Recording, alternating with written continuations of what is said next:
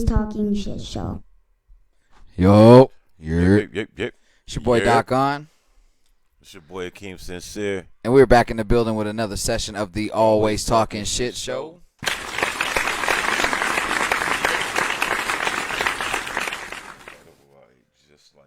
Just smacked you a little bit. Cause fam, it's like I should have brung it. It's like a cookie and cream bar, and this shit tastes better than the Hershey's joint.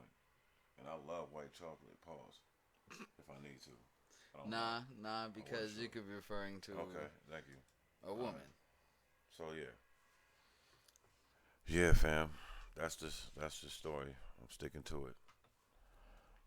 So if I'm a little slit nerd, mind your business.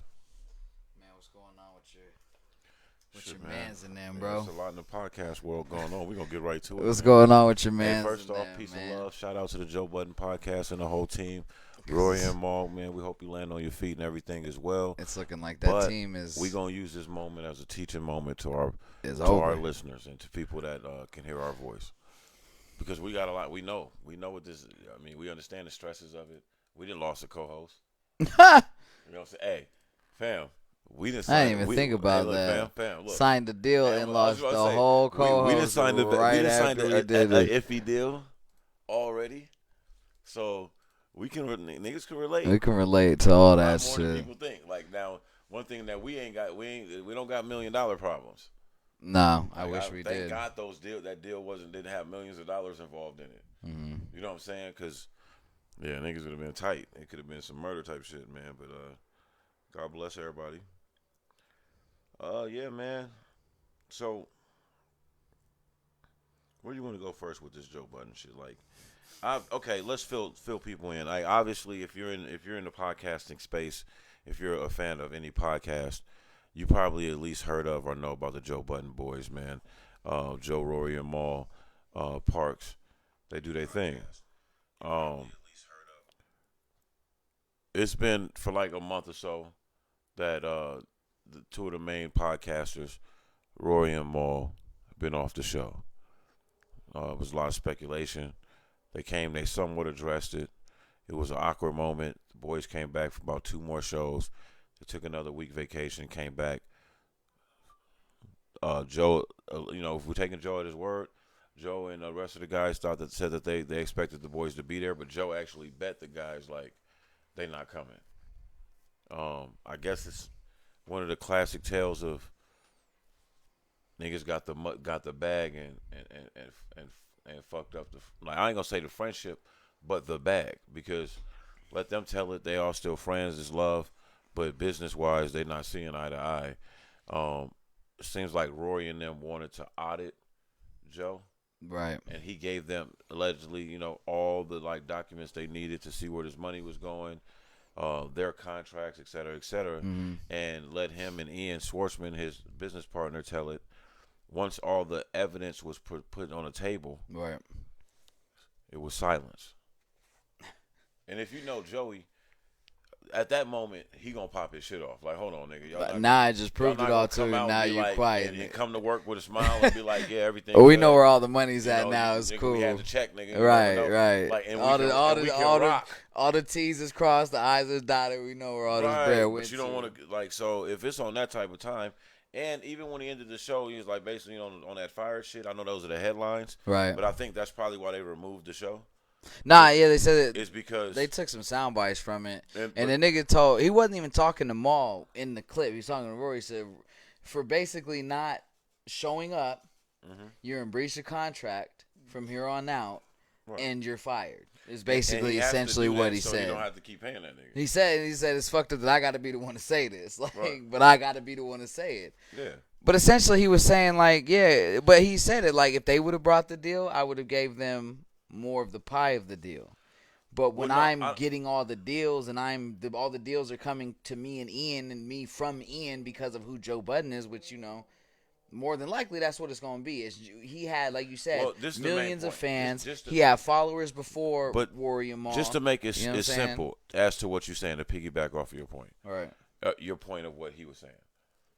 Fam, he also said that when you have, if you go out there, like you said, and you get a deal, and they say, hey, okay, let's say this is my podcast, Right. right? Right. And you go get a deal. We rocking. No, we still on. Let's say this, but this is like how. Let's say we're in their situation. You're Rory. I'm. Joe. But I think I know where you're going. No, it would still be. Let me finish. It'd still be kind of off your back because. No. Let me finish first.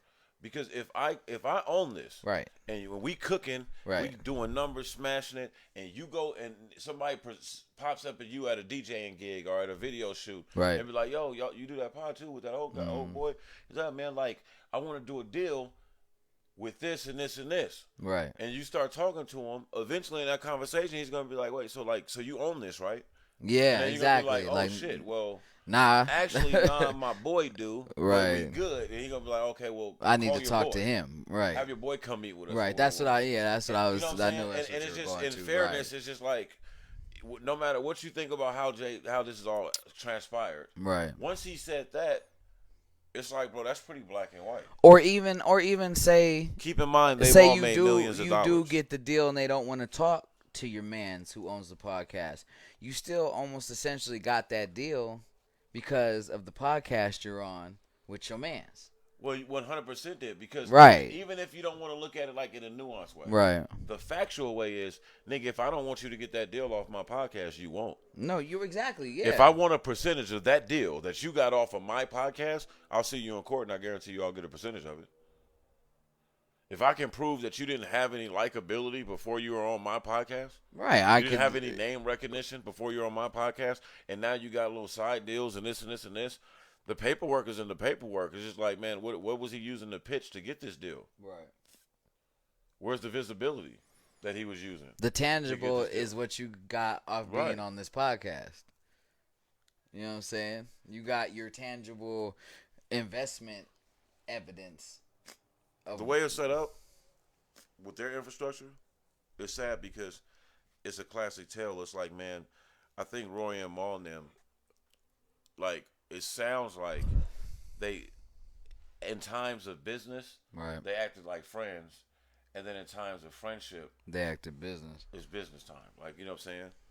It's business time. Because the Duke said, nigga, the niggas got a raise, and then asked to see the books. Well, how does that work? How you get more money and then you want to see the books?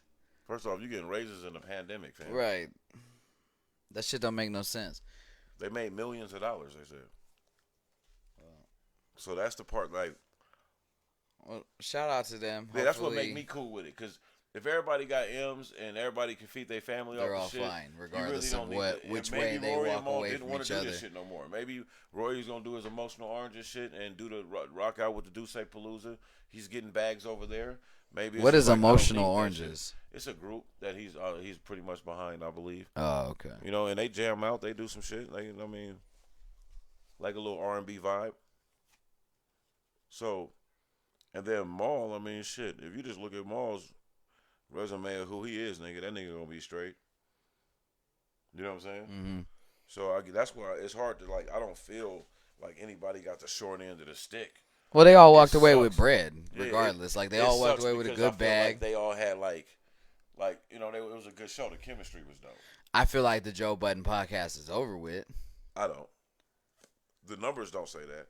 But that could have been because it was a test run. Like, right. We got to see how they settle in now that it's a permanent thing. Yeah, I'm just not. I don't.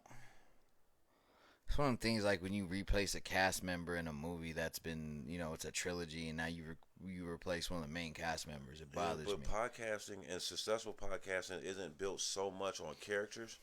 So, like, as long as the perspective is there, and the main, if you would, character would be Joe Budden. Like they get Joe's takes, Joe's relationship. Like, Joe still can call the same people he's been calling to get hot takes from. He's still gonna be Joe. Excuse me. And if you're one of the fans that followed him into the podcasting space because you're a fan, what's to stop you? Right. You know what I'm saying? As long as he puts other people around him that have tangible things to say about said topic, and you know, I mean, it's all going to work itself out. I think the formula is there. Right. Parks is still there. It feels the same still. Even, like, without Rory and Maul and them, in my own mind as a fan, it'd be like, damn, nigga, I want them niggas to come back just so it could be right. But at the same time, it was just like it wasn't like I was. I mean, really, really, only time will tell.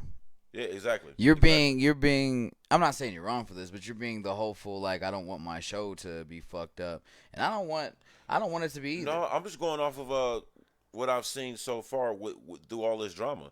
Nigga, there's been several shows. I get it, but all this drama shit was still up in the air. Now it's got its finale. It's got finality in it now. I know people that watch this show that think that it was better without Rory and Mal. I'm not saying that you don't, you know but I'm saying I don't feel like this is just where we're gonna disagree. I don't feel like his show is gonna do as well without Rory and Mal. Well, so far it has. By the numbers, you're wrong. Yeah, but I think eventually, in time, it's still fresh in the honeymoon period without them now. Yeah, but I mean, is he gonna have? Are we it just was doing well before then? It wasn't like $1 million success, but it was all. I don't know that you know the Joe Budden podcast before Rory and Mal. I don't know the Joe Budden podcast without Rory and Mal. Right. You know what I'm saying? The thing is like Joe Budden has a cult following without Rory and Mal. And that's who followed him. That's who followed him. I'm not saying he doesn't, but there's also the fans of Rory and Mal he's about to lose. I'm not saying they're as big and as devoted as fucking Joe Budden fans are. I mean, but there's still numbers in it. I'm sure there's some people that started watching the show and liked Rory or Mal and definitely was just like, oh, I only watch the show for Rory or I only watch the show for Mal. I'm sure that happens. I mean, it's not close. I'm not saying, it's not close. And the Joe Buttons but there's still something here to be and said. They're like right here there's type something shit. To be said for the content creation. Right. The fact that Joe Budden has created a blueprint for modern day podcasting. I just feel like he took it too far. Took what too far? I don't feel like niggas should have been fired. You think that nigga just could come? So let's say we got a set of employees. Mm-hmm. They're mad for whatever reason. Mm-hmm. They sign contracts. They honor their contracts when it's time to get paid, and everything lucrative comes from it, right? They're getting lucrative side deals and everything like that because of these said contracts and opportunities. And for whatever reason, because words are exchanged, missed feelings, not to mention one of them's out there being a liability when we're in negotiations, right? Where my lawyers and our legal team got to go clean some shit up for them. Who? Rory. What the hell he been doing? Dog, he was wilding with that academic shit. But look, these niggas is all millionaires. You can't go pull up to somebody's house, nigga, mess with their personal product things, nigga. Live stream they fucking address, nigga, because you know hella rappers and street niggas want to kill them. And just because you're mad. Now, why was Rory doing all that shit? Wow. Because, nigga, him and Act had words, and Act was like, you don't want to fuck with me, you don't want to fuck with these chat niggas. And Act did some chat nigga shit. Like, okay, nigga, you cheating on you be cheating on your fiance. Some bro code, disrespectful shit. But, I mean, that shit pretty much got out there, and he lost his motherfucking. The Act was talking shit. And he was like, "Nigga, I told you I was gonna ruin your fucking life." And you got on Twitter, nigga, they be wilding. I kill academics over some shit like that. But nigga, I don't give a fuck what bail you're about to give him. I'm not. Watch you out, do relax. some Don't bullshit. Don't put words in my mouth, nigga. What I'm saying is, nigga, kill that nigga. If a nigga come to your house and put your fucking family, nigga, in your motherfucking multi-million-dollar estate in fucking jeopardy, miss me with Rory bro code and his first? bitch. Yeah, that's what I'm trying to tell you. I didn't know that. Rory was wilding, bro. I didn't know that. I thought nigga did it because Act fucked his relationship up. Not to mention, they have some other shit going on, I guess, and they talked about this on the show where Rory would they be on the road making money, and this nigga would be a hothead, get drunk, nigga. I mean, he an Irish nigga from Queens or Jersey City too, nigga. He'll go try to fight the bouncer or something. Nigga. And I don't know about all that little type of shit. But you know what I'm saying? Act I still will smack the fat off that nigga face for that. Hey man, do what you gotta do. All grown men have a choice to do whatever the fuck they want to do. Did some real hoe ass shit like that. That's why you're cheating on your wife. You wouldn't say that if I was in your face, nigga. These niggas would really beat you the fuck up. Maybe he would. I don't know about. I ain't seen Act ever say something to somebody's face, nigga. I seen that nigga, and I love Meek as a rapper. I seen that nigga challenge Meek Mill to a fade. Not to his face. It's completely different when you do that. Nah, nigga, I'm not. When you try to set up a fade with somebody publicly, nigga, that's to their face in today's age. Nah. Who talks to anybody in their face today? All these so-called gangster rappers and street niggas be doing what when they beefing with each other? Nigga? I don't give a fuck. They be doing this shit I'm right not giving them no bail either, nigga. That's all I'm saying. I'm like, nigga. But Ack ain't gonna say half this shit in a nigga I'm face, not gonna bro. say what a grown man is gonna say. I know he ain't. I mean, you like to say that you know a lot of would shit. have, That you nigga. can't He prove. ain't saying nothing to some of these niggas finna. When Vic Mensa was finna smack him on his show, nigga.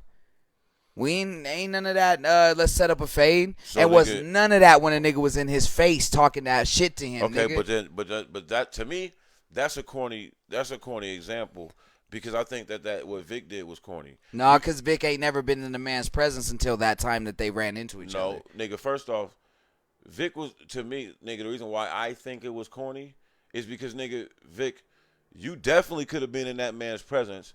Not inside of his multi-million-dollar job where this nigga just pulled himself out of the motherfucking quote-unquote basement into being a millionaire. Like, I'm not going to say you a bitch because you didn't fuck up your multi-million-dollar bag over a rapper that gets paid to act tough. That's all I'm saying. That's the only reason I thought that shit was corny. Like, I get the premise you trying to take, but I'm not one of those ones that jump on some shit like you be like, oh, this nigga... Like, I don't know. I know nigga Ack is from Jamaica / nigga New Jersey, just like the next nigga. I get like, it. You know what I'm saying? I don't know. But I'm what not I'm gonna saying say is, that nigga bitch, tried to set up you can't be a punk and he do what this set nigga does up for a living. a fade with Meek Mill online. I'm just going off verified facts. But when a nigga Vic Mensa was in his face on his show, you don't gotta fight Vic Mensa on your show. You can easily be like, all right, when these cameras go off, or like you said, niggas want to start to try and set up a fade with Meek. He didn't set up that fade with Vic. I don't think that niggas could set up the same fade. I don't think Meek is tougher than Vic. I'm not saying he isn't. I'm just saying. So like, but dude, what I'm saying is you got at Meek, but you didn't get at the nigga in your face at the time. Is what I'm saying. What I'm saying is the nigga was at work, nigga. Niggas and not at a job. Niggas could still set up that fade later. You could get fired and go get another job. Niggas could have still set up bro, that. Not even on air. If you think a nigga at his multi-million-dollar corporation job where he's making millions of dollars is gonna set up a fade with you, nigga, do the same that's shit, corny. It can do the same like shit. I said. The nigga could lose his job on the same premise on a fucking stupid online. Niggas lose their jobs online all day. Not if it's in contract. That depends on how your contract is. Niggas lose their fucking jobs. That depends on how your contract online all day. Yeah, but nigga, what we're talking about niggas love not when you own the platform. Nigga, it's different. This corporation doesn't inline the views with this said person. We hear that all the time. But nigga, let's stay in the confines of the conversation we have. And when Ack is Complex didn't Ack didn't own Complex. You're talking about a platform he doesn't own Complex. Let me finish my statement. When Ack is online, he's online as DJ Academics, something that he owns. That's his brand. That's his entity. He makes millions of dollars being DJ Academics, so he don't have to go and deal with HR when he's DJ Academics and do some shit. And even then, the one time he really stepped out of line as DJ Academics when he was drinking and hella fucked up on Twitch and went after Chrissy Teigen. His bosses at Complex got at him and was like, bro, we do relationships with these people. It's bad for business. We need you to apologize. And he said that, like, I'm going to apologize. He didn't have to. But, nigga, what did he just sign a multi-million-dollar deal with to do a new show? Complex. It's about relationships. If he had set up the fade, like you saying to do, nigga, on the show, when he barely on the show, you could have did it after the show. No, listen to me. You saying, you talk, no, because you said address the nigga while he's in your face acting like a fucking monkey.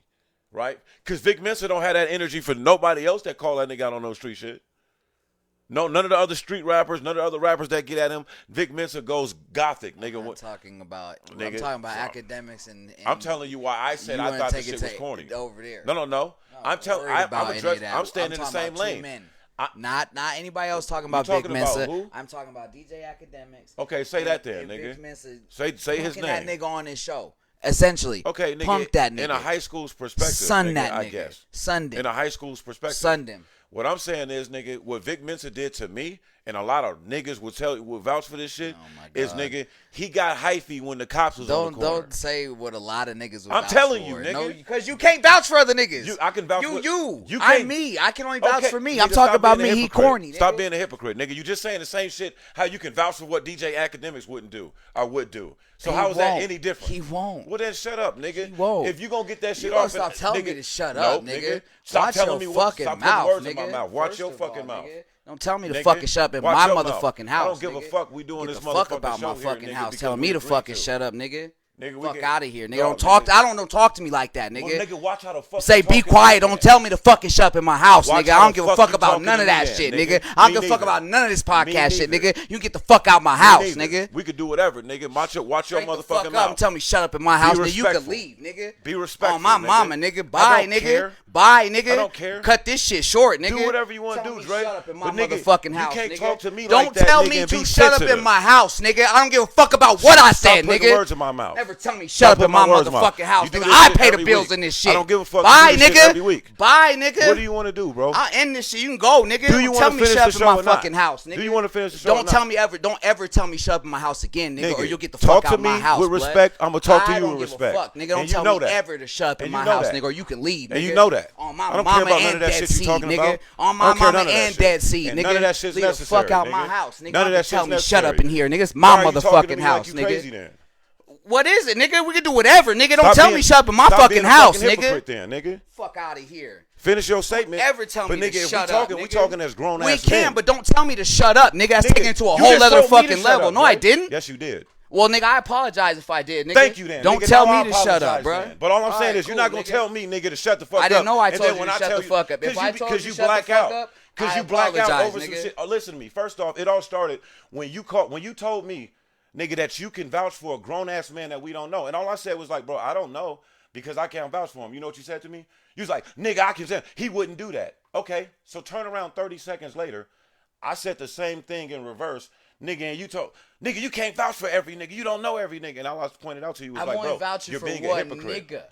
You said hella niggas. I'm talking about academics. The premise is you're saying that I'm vouching for niggas that I don't know. You don't know DJ Academics. We don't know none of them.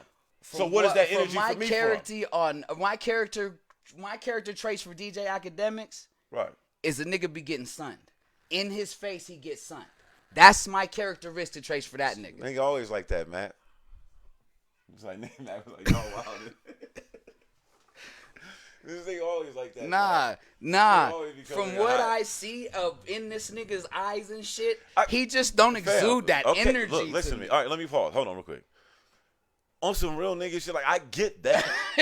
But nigga, you act like we're not talking to it like, we are talking about the internet. We got cameras on. We're not just talking me and you. Like, nigga, I'm just saying, like, legally, he is an internet nigga. I will give it that. And he said his his mantra is chat niggas. He's an internet nigga. So remember we were saying that, like, you can't take street shit and deal with academics with it. No, you can't. Now this is my point. Right, this is all I was saying about the Vic Mensa shit. And fam, I really feel like you will agree with me. Like, yeah, he kind of was the nigga when you hold him back. That's all I'm saying, and dog. And the nigga get real mad when you do this to him. He was a little bit of that. That's all I'm saying. But at the same time. And hold on. And right after that, when them boys was having smoke for him, he wasn't really with all that. No, see, I don't know anything about what goes on with him in Chicago. And for full disclosure, I'm talking about him. I'm actually a Vic Mensa fan. I like Vic Mensa. I'm talking about him and act. I don't know. Because Vic be doing some I don't know what his shit in Chicago was like. I was going off. Hey, and if you listen to Vic, and if you really, in fairness, if you listen to Act talk about that shit, like, it makes you even lose more respect for it because he just laughs at it. Like, bro, this nigga Vic came on my job doing all this other shit. When, like, it's like, bro, you making millions to do this. I'm making millions to talk to you and show these white people, nigga, that I cannot try to fight you. But I'm gonna keep it real. I don't know if Vic Mensa can fight. Though. I'm just saying he's son the nigga on this show. I feel what you. That's why we wasn't arguing. I don't know if he could fight. Understand what I was Vic saying. Mensa might get beat up. I don't know. I get what you're saying. He sunned him on. Like you said, because I know where you coming from, so I know what you're saying. Right. But what I'm trying to say is that, like, fam. Okay, I'm gonna use you as an example. You're right. Because I know you. Say you at just a radio gig and you doing your thing. You Talkin right now. Right. And fuck it. Birdman comes in with like his shit. No, I already got it. I got it.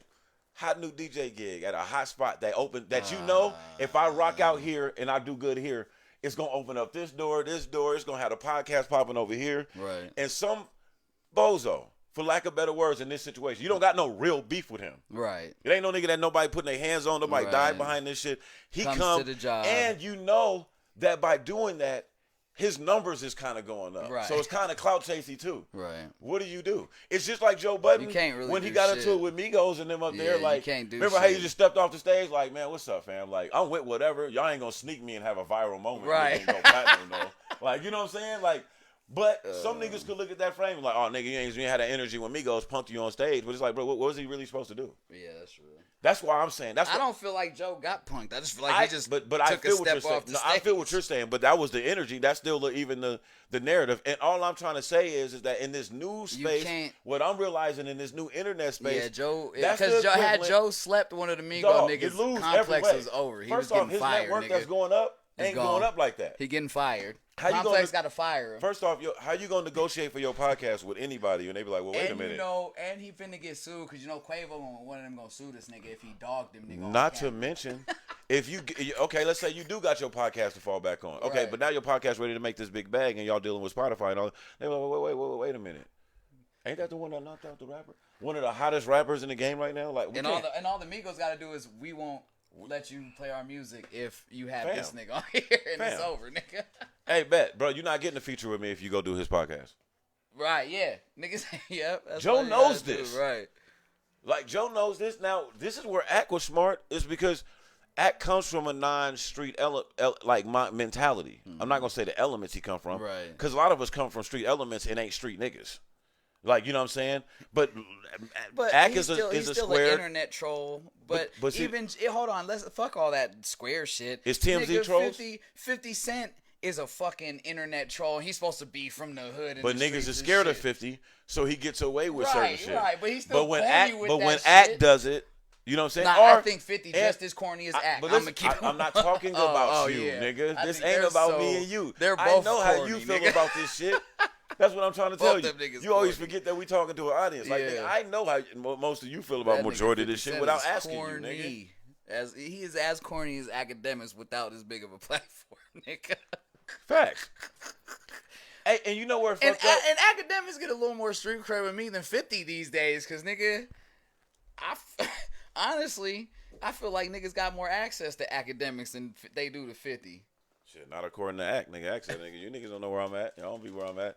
That's why the whole thing with Rory was like before COVID. No, I'm talking about before that too. Like, well, the thing is, well, you knew when he was going to work at and shit like that, but he wasn't. Ack is already. You can't build the empire that Ack built being outside. Niggas don't see 50 either. 50 is I get what you're saying, but I'm just like, you can't compare him. You don't build you can't build the platform and shit that the academics is built. You can't. If is that bad? Oh shit. Yeah, I mean something's fucked up. Yeah, man. I just seen that shit. Not on this end. Oh no, it's not. It just paused. Oh, okay. We've been going. Yeah, no, I'm just saying. So like, let me light one of these. My bad. But you know what I'm saying? You can't. What I was trying to say is you can't build what Ack is built. Mm-hmm. Being outside. Right. So to me, it's starting to get corny to hold this nigga to outside rules in that way. Because there's certain things that he still do. Like Ack, let me tell you, like Ack ain't never been accused of the shit that Vlad has been accused of. Everything that these niggas put out there, that Ack recycles the shit that these niggas already put out there. Mm-hmm. Like he don't be asking these niggas like incriminating. I've seen his interview style. He don't be asking niggas shit that he ain't supposed to be asking them. And I'm not trying to sound like the nigga that's just up here like caping for Ack. But all I'm trying to say is that we got to start getting to a point, because nigga, we gonna go through it too at one point in time. Niggas gonna want to start holding us to a certain standard that they not gonna hold Adam 22 to, or they not gonna hold nigga like any of these other like non-urban platforms. I don't know what's going on. It ain't frozen in real live stream, but it's frozen. All right, well, fuck it, man. We rocking. Where I have my fucking screen to keep checking if it's frozen or damn, not, bro. Nigga. Okay, I got it. But you know what I'm saying? Like, it's almost like the question we was talking the other day when we was talking about how like does certain fan base get like mistreated or taken for granted. It's like, bro, does black media platforms get taken advantage of? Like, you want niggas that have a media company that they could only eat in the space of media advertisement revenues. They're dealing with executives and shit like that. You want us to stick to some street codes, but then you'll get around them and you won't. And if they tell you can't smoke in the Vanity Fair interview, you're just not smoking. You know what I'm saying? Like, it's just certain things, bro. Like we gotta pay attention to. That's all I'm saying. And a lot of niggas be having it for act and don't be having it for nobody else. Or some of these other players. I get you. And 50. I get you. Man, there's hella trolls. Man, you had these conversations. Man, you had these conversations. But I'm just saying, there's a lot of people that won't get in front of this microphone and say shit about certain people. You know what I mean? That's my only point.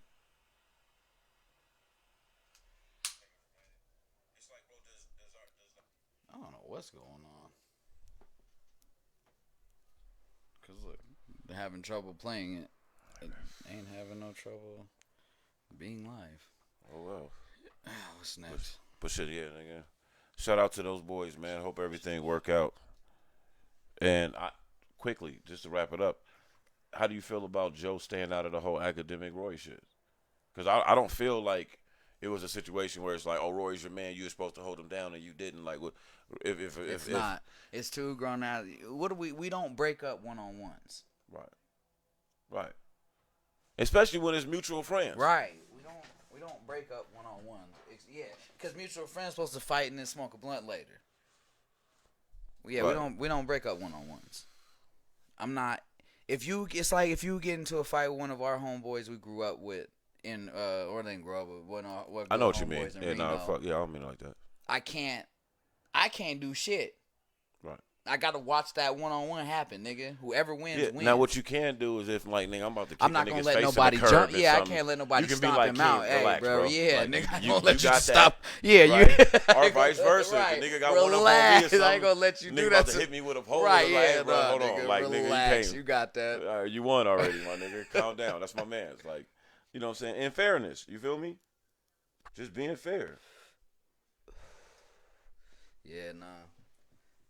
Rory's corny for that though too. Why you go to this nigga house? For what? So you gonna put the okay? What if a street nigga did run up in the nigga house after you fucking live streaming shit and killed him? You know you going to prison, right, nigga? Right. Dummy. Right. Nigga, you're an accessory, nigga. You gave the information. Fucking goofy. Niggas be drunk. See, that's that white drunk people shit, bro. They do outlandish ass shit. And like, bro, and white people don't be mad at me because y'all know God. It might be some like it might have been a sense of entitlement there, like hell yeah. You know what I mean, fam? Like if all this shit is what's going on is true, you know what I mean? Like I just don't understand it. Like, bro, what's the problem? What's the problem with like y'all niggas was making millions, fam?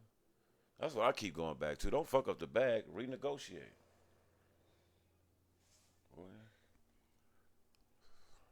Renegotiate. That's all I'm saying. You feel me? Goddamn OnlyFans, stay out of my fucking phone. Renegotiate. Real. If you don't like the deal, finish the deal. Renegotiate. I just don't get what there's not to like. This nigga done brought you millions and millions of followers.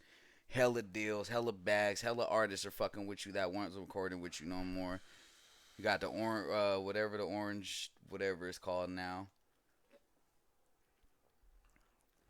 Hey, Maul gonna be all right because of who his brother is. Hey, you finished it just like you got me just at millions, nigga. Like we made millions together, fam. Like, why would I give a fuck? Hopefully, them niggas are still cool. Like even if the show don't go on. You know, money fuck up niggas' whole friendships, bro. Right. Niggas may never be friends again after this. I hope that ain't the case. Like, yeah, even if they don't do the show together ever again, I hope niggas is still cool with each other after this. You feel what I'm saying? But you never know, fam. You know what I'm saying? You never know. Like the whole, like, our situation in Dio. I don't hate the nigga. I don't dislike the nigga. Right. Just a business move was made. Right. You know what I'm saying? We still cool. If I see him, it's what's up, my dude. You know what I'm saying? Right. You know what I'm saying? We still good. Ain't no hatred in my heart for that man. Ain't no hatred in my heart for that man. If I see him, I'm gonna shake his hand like we cool. But it'd be like niggas being mad that we didn't end it.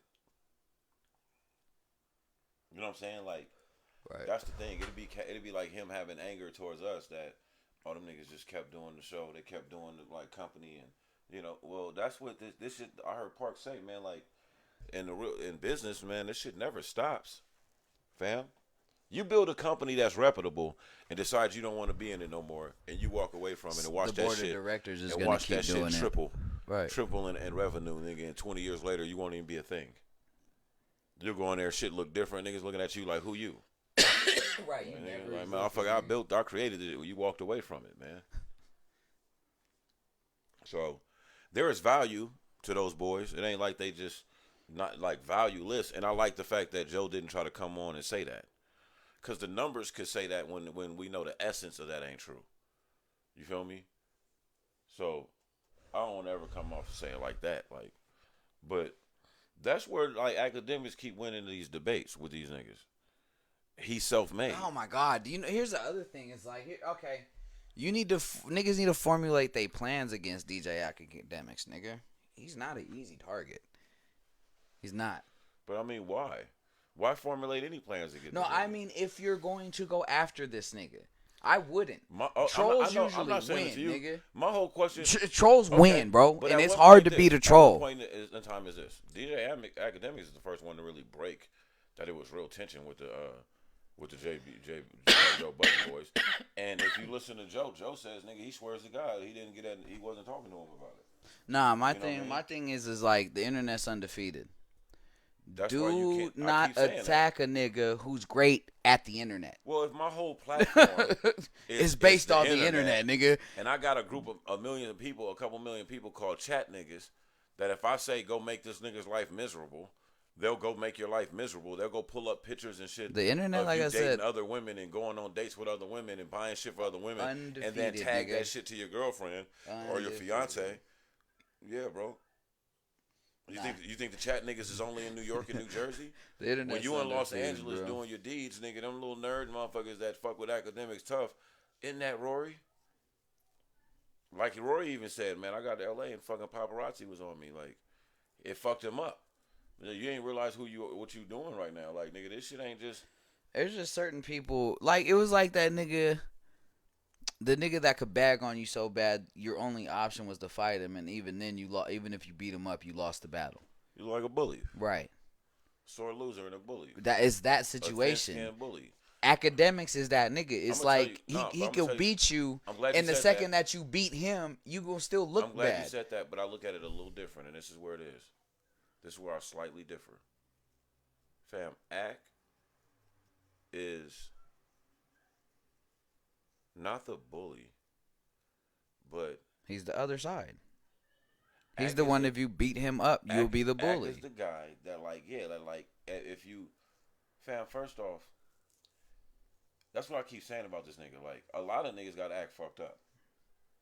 Because first off, it takes a certain intestinal fortitude to get on a microphone with millions of people watching you and say certain shit. I've seen academics ask some real niggas some tough questions, nigga, that a lot of journalists and shit wouldn't ask them. That a lot of so-called real niggas in the media wouldn't ask them. They would skate around. That's just being a good journalist. But and that's what my point is. At what point in time does this young brother get credit for being a good journalist? I'm not saying he's a bad journalist. Oh, you're not saying? Yeah, he's a good journalist. He talks about shit that have all this smoke for academics, but have none of that smoke for nobody else, nigga. And Peter Rosenberg ain't got none of this smoke. Ain't nobody nigga mad at Peter Rosenberg. Fucking cornball. Ain't nobody mad at him. Ebro's a fucking cornball. He making millions. Ebro's a cornball for sure, nigga. I'm just saying. I feel I give more street cred to fucking academics than Ebro and Rosenberg. Nigga. I'm gonna tell you right now.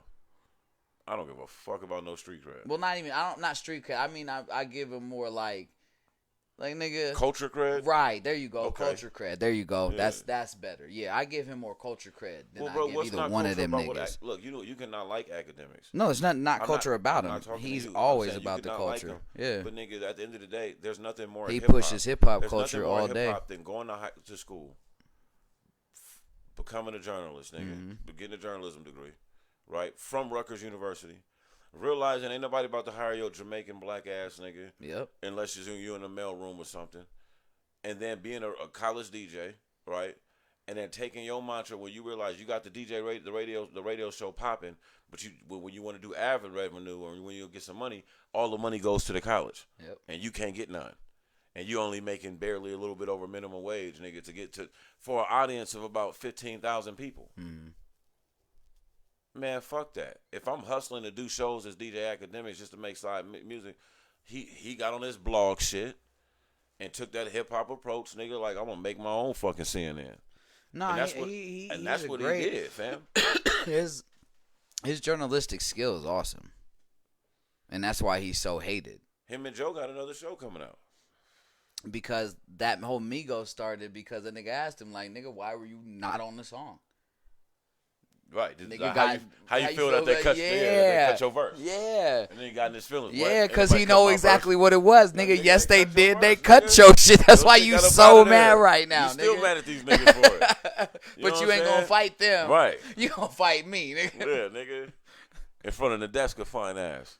That's what Charlamagne said to Birdman. So nigga, you don't want to fight the rap niggas that got problems with you. You want to fight the radio guy. Where's all this energy for Rose at? Yeah, that's exactly. Yeah, exactly. What about Trick Daddy, nigga? Like, what's up, nigga? You don't want no problems with the rap niggas. Like, I'm the radio guy. And Charlamagne probably would have whooped your ass, baby. Hey, Charlamagne got hands, nigga. I seen that nigga training. I ain't never said he was a bitch. I just say he was a cornball. You said he was a bitch before, though. Probably because I thought he's a bitch cornball. I know what you meant. Bitch just means shit different places. Yeah, I didn't mean he was a bitch like he can't fight her. He just he do bitch shit. He a cornball. My thing is, man. Because didn't he just give somebody donkey of the day too fast? Kamala, right? Yeah. Fucking cornball. Fuck him, bro.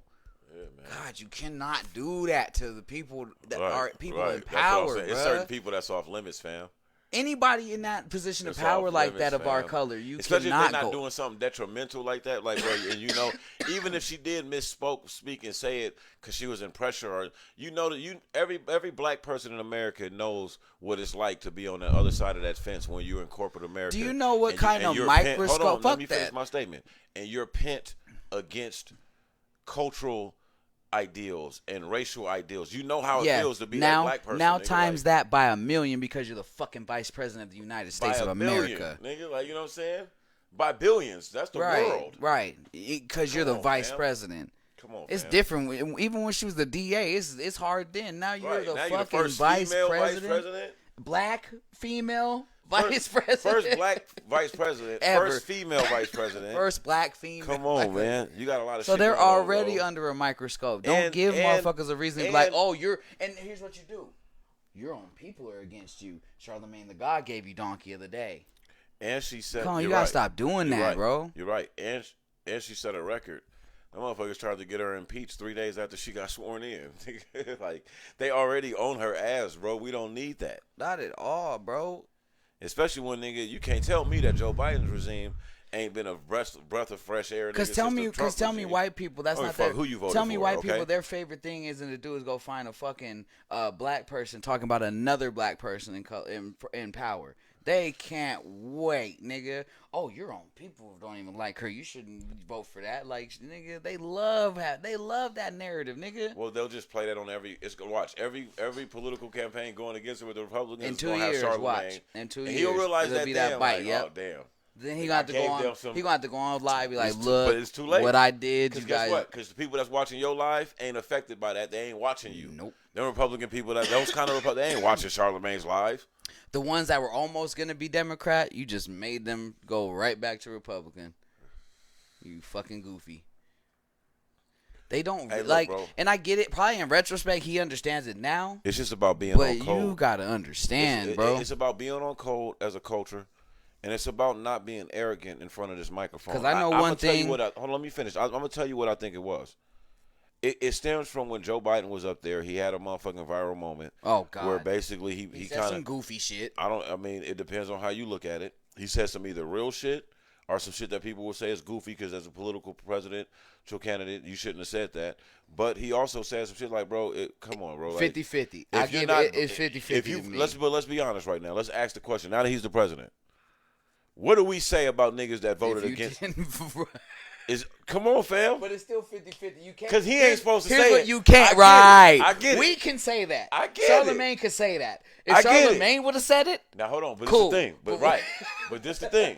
Now, Charlamagne, being a little arrogant, you know what? I think Charlamagne Biden got upset because it he kind of rubbed him the wrong way. I think Biden put a little pressure with that. There's the chance to jab at that same regime. I don't know. I think Biden put a little pressure on niggas when he said that, though. He did. Because niggas couldn't argue with that. Because if we either vote for Trump or him, he right, nigga. Look who I got on my team, my nigga. Kamala, I got AOC over here, nigga. What you mean? He just said it at the wrong time. If he said it after he got elected, nigga, he said it at the wrong time. He said it in front of a camera. That's it. Nigga, if he said it, say he got an interview after he was elected. Fam, if he'd have said that shit in the hallway walking out, saying bye to them niggas, he'd have been straight. Right. He'd have been straight. If you don't vote for me, you ain't black. All right, y'all. Niggas was like, shut your ass up, Joe. That's what they would have did. If a nigga would have said it on the way out, they would have thought it was Joe. They'd shut your ass. Or they'd have been like, he ain't lying. He ain't lying. Same shit we just did. They'd have looked at each other and been like, I mean, he ain't supposed to say it, but he ain't lying. I'm going to keep this 100, though. I feel like academics is less cornballish than Charlamagne the God is. I mean, I have never seen academics come at a fucking black person in power like that. He's coming Candace Owens' dumbass, but she's not in power.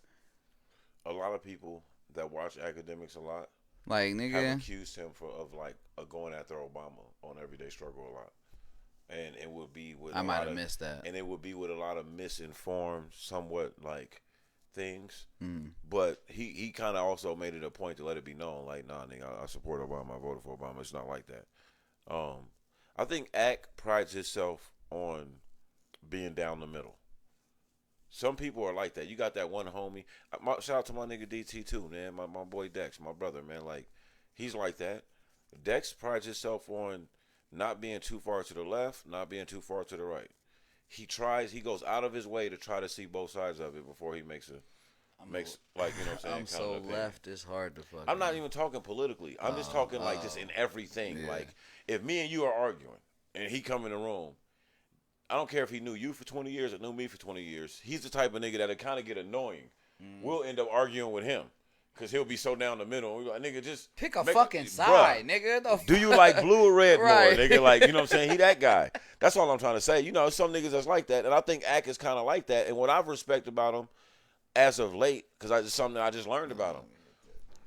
I respect my bad, nigga. I'm fired this one up, and I got this joint. My bad, bro. I was holding that shit. What I like about him is nigga, when all the so-called street rappers was trying to press that nigga in that Clubhouse app, he remained the same academics. He was himself. He was like, yo, like, you could say, everybody was saying the same thing. Oh, well, don't talk to me like that. Because if I was in the same room with you, you wouldn't say that. Fuck and it was that. just like, Let's bro, look like, at the track record. Fuck that. Ain't none of you niggas ran up and beat up academics. Come on, fam. So why would that nigga ever be something different? He knows, and I'm not saying this like you need to start running up and beating. No, but he knows you're not finna run up on him, nigga. So he don't ever have to be anything. You know what else he knows? Like, this is where he played Meek. Meek was on the whole, oh, nobody on my team fuck with you, nigga. We don't get down with your kind. And he was like, yes, you do. He said, I think you need to go. You talking all this bullshit. He said, you need to go look at your books. You pay me, nigga, for advertisement and marketing. I'm in your budget. Your team at Rock Nation has contacted me several times and asked me to post you and Nicki. Contacted me several times to pay me to, nigga, talk about you and Nicki. To talk about your album coming out. To talk about this. To talk about your motherfucking initiatives, nigga, with prison reform. He's like, if you don't want me to talk about you no more, I won't. He's like, once my contractual agreement is done, nigga, I won't speak about you no more. He said, but nigga, you're making a mistake. He said, all you rappers, nigga, you get hot off of bloggers like us. Yeah. And then once you get hot, you want to go over run to TMZ and Adam 22 and Vlad and all these other people and then shit on us. You know what I'm saying? You run all the way over to Tim Westwood in England and shit, nigga, and exploit our media and shit like that when they ask you the same fucked up questions. Because you're a public figure and everybody wants to know, like, yo, did you break up with Nicki? Yo, did this happen? Are you and Drake cool? How'd you feel when Back to Back came out? But when I ask you, you want to, I'm gonna punch you in the fucking face, nigga. Don't ask me that. Don't do.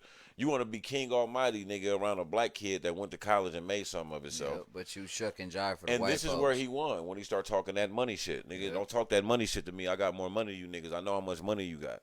You niggas know. Yeah, he ain't broke. And like he said, you niggas know where I live at, nigga. And you niggas seen what I drive. And allegedly, Ack is known for pushing big whips, nigga. Right.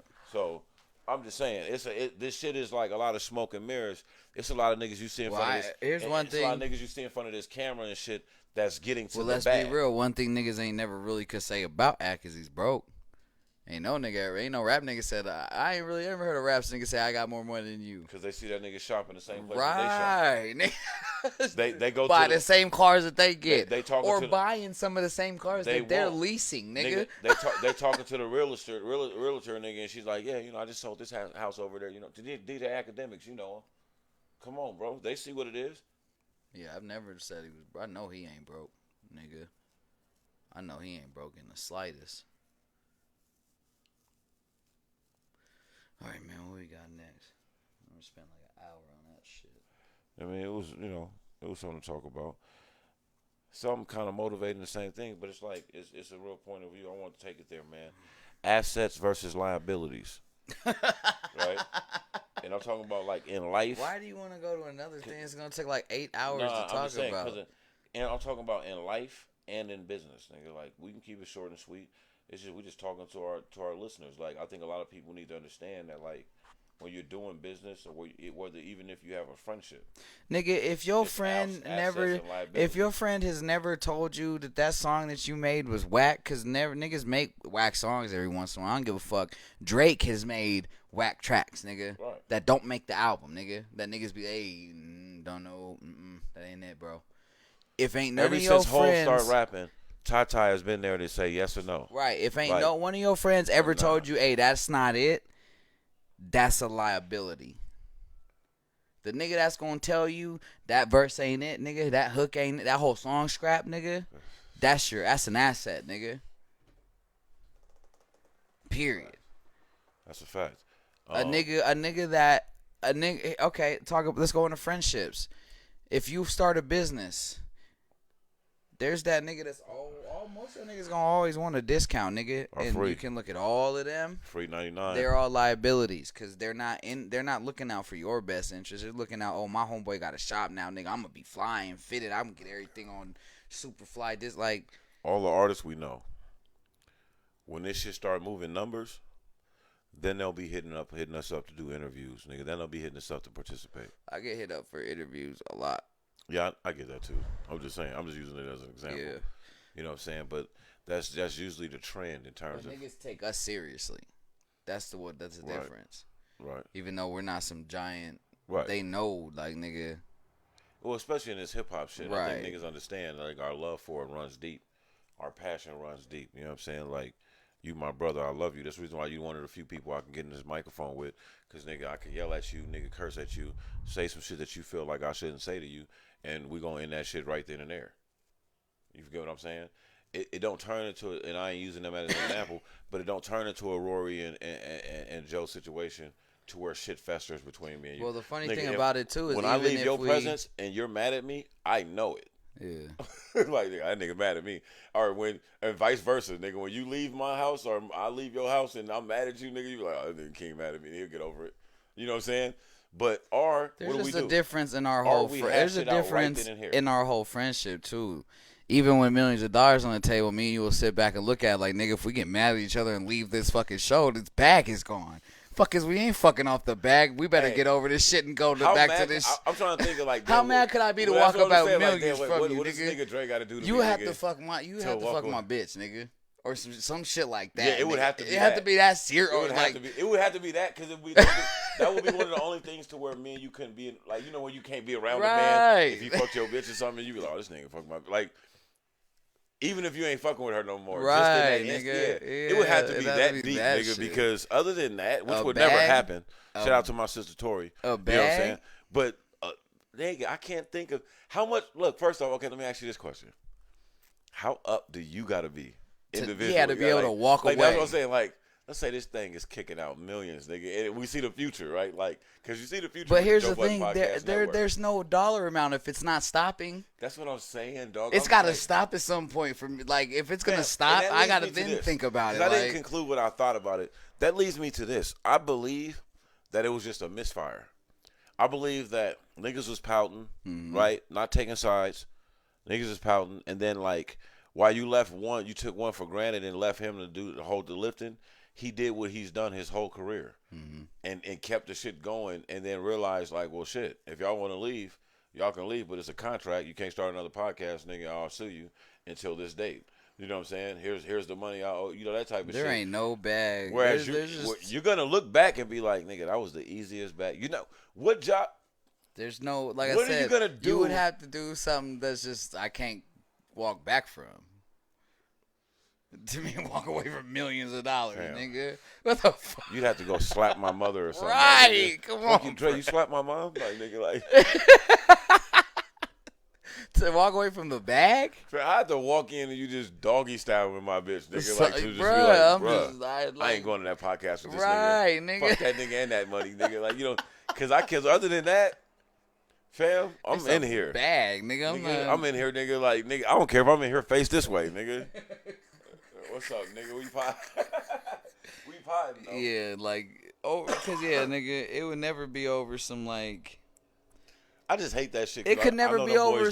Like, that. Even if I was doing all the heavy lifting, nigga, if there's a bag, I'm going to suck that shit the fuck up, nigga.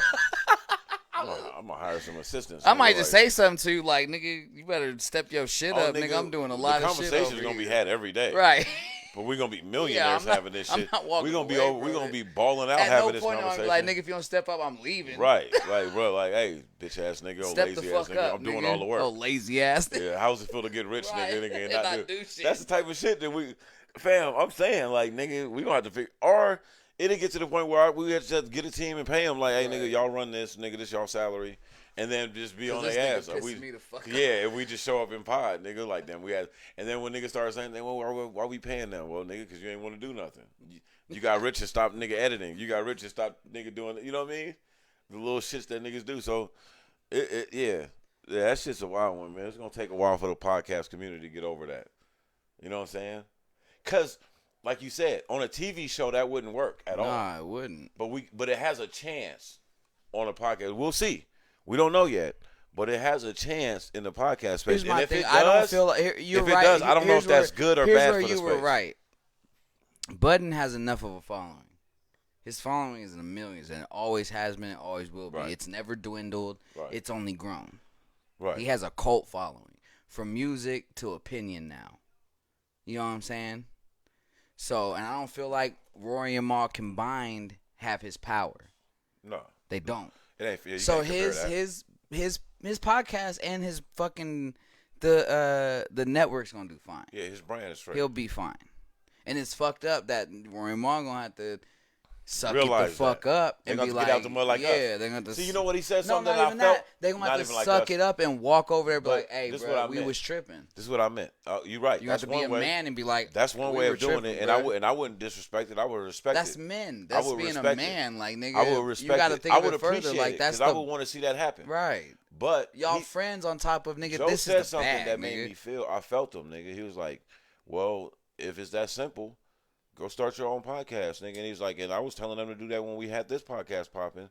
He said, but go start your own podcast, nigga. Like, and let's see you try that shit without your rap Grammy-nominated famous fucking friend to give you the fucking starter kit.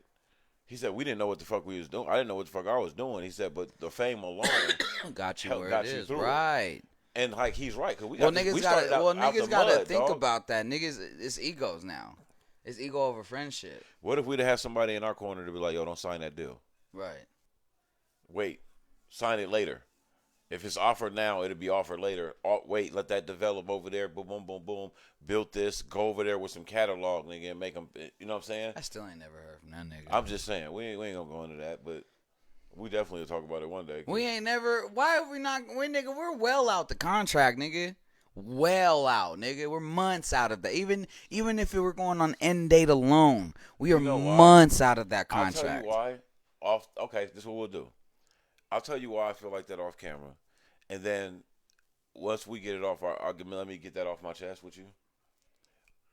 We'll talk about it because I'm not saying we won't talk about it. We'll just talk about it after. It ain't fuck. I'm not saying like fuck him, but no, like nigga, you could have communicated. No, fam, no, nigga it's not said even about something. that. It's not even about that. It's not that either. But what I'm saying is that like, let me highlight you about something the one concern I have. It's not even a concern. It's just the one idea I have, and I keep forgetting because nigga, that's how over we are. We don't be talking about it, but it's just one idea I have about that situation. I want to run by you, and I want to see if you, I'm gonna keep if 100. you I rock don't with even it. think. And You if know not, I don't even know why I keep talking about it because I don't even care. If not, we'll do it. What we'll do is we'll do a special little quick episode. It didn't cost us anything. It didn't cost us nothing. But we'll do it. We'll tell our story as a cautionary tale. Yeah. You know what I'm saying? For other podcasters out there, other content creators. It didn't. You know what I'm saying? It didn't hurt us. So. In the grand. Yeah. Think about it. A lot of fucking episodes didn't get put where they needed to be because. And if they did from the start, remember our first ones was hitting. Niggas was fucking. So then if we'd have stayed in that space and grew with the same almost nearly 50 episodes, never taking them down and putting them back up or stopping over here. Yeah, think about that. Where to be. You know what I'm saying? Think about that. And then if we'd have just came over here off that, come on. You know what I'm saying? So, and remember that was an exclusive deal. We couldn't be on any podcast streaming services. Yeah. And because of that, we're still not. Yeah. So, you know, it was a setback. Fucking assholes. Yeah, it was a setback, and it's just part of the game. It's something to learn. You know what I'm saying? But then that's again just to wrap it up, man. Assets versus liabilities. Make sure that people that you're taking into your space are assets. You know what I mean? And try your hardest to eliminate all liabilities. And if you don't think about that, or if you don't hear that, if you don't speak like that, if you don't put that in your memory and talk like that, you're not doing that. You know what I'm saying? Or you're a liability for somebody. Or you might be a liability. Make sure that you're an asset and not a liability. It goes both ways. Right?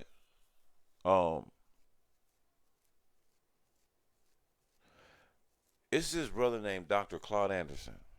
Right? Mm-hmm. Hold on. Before you get into that. Okay.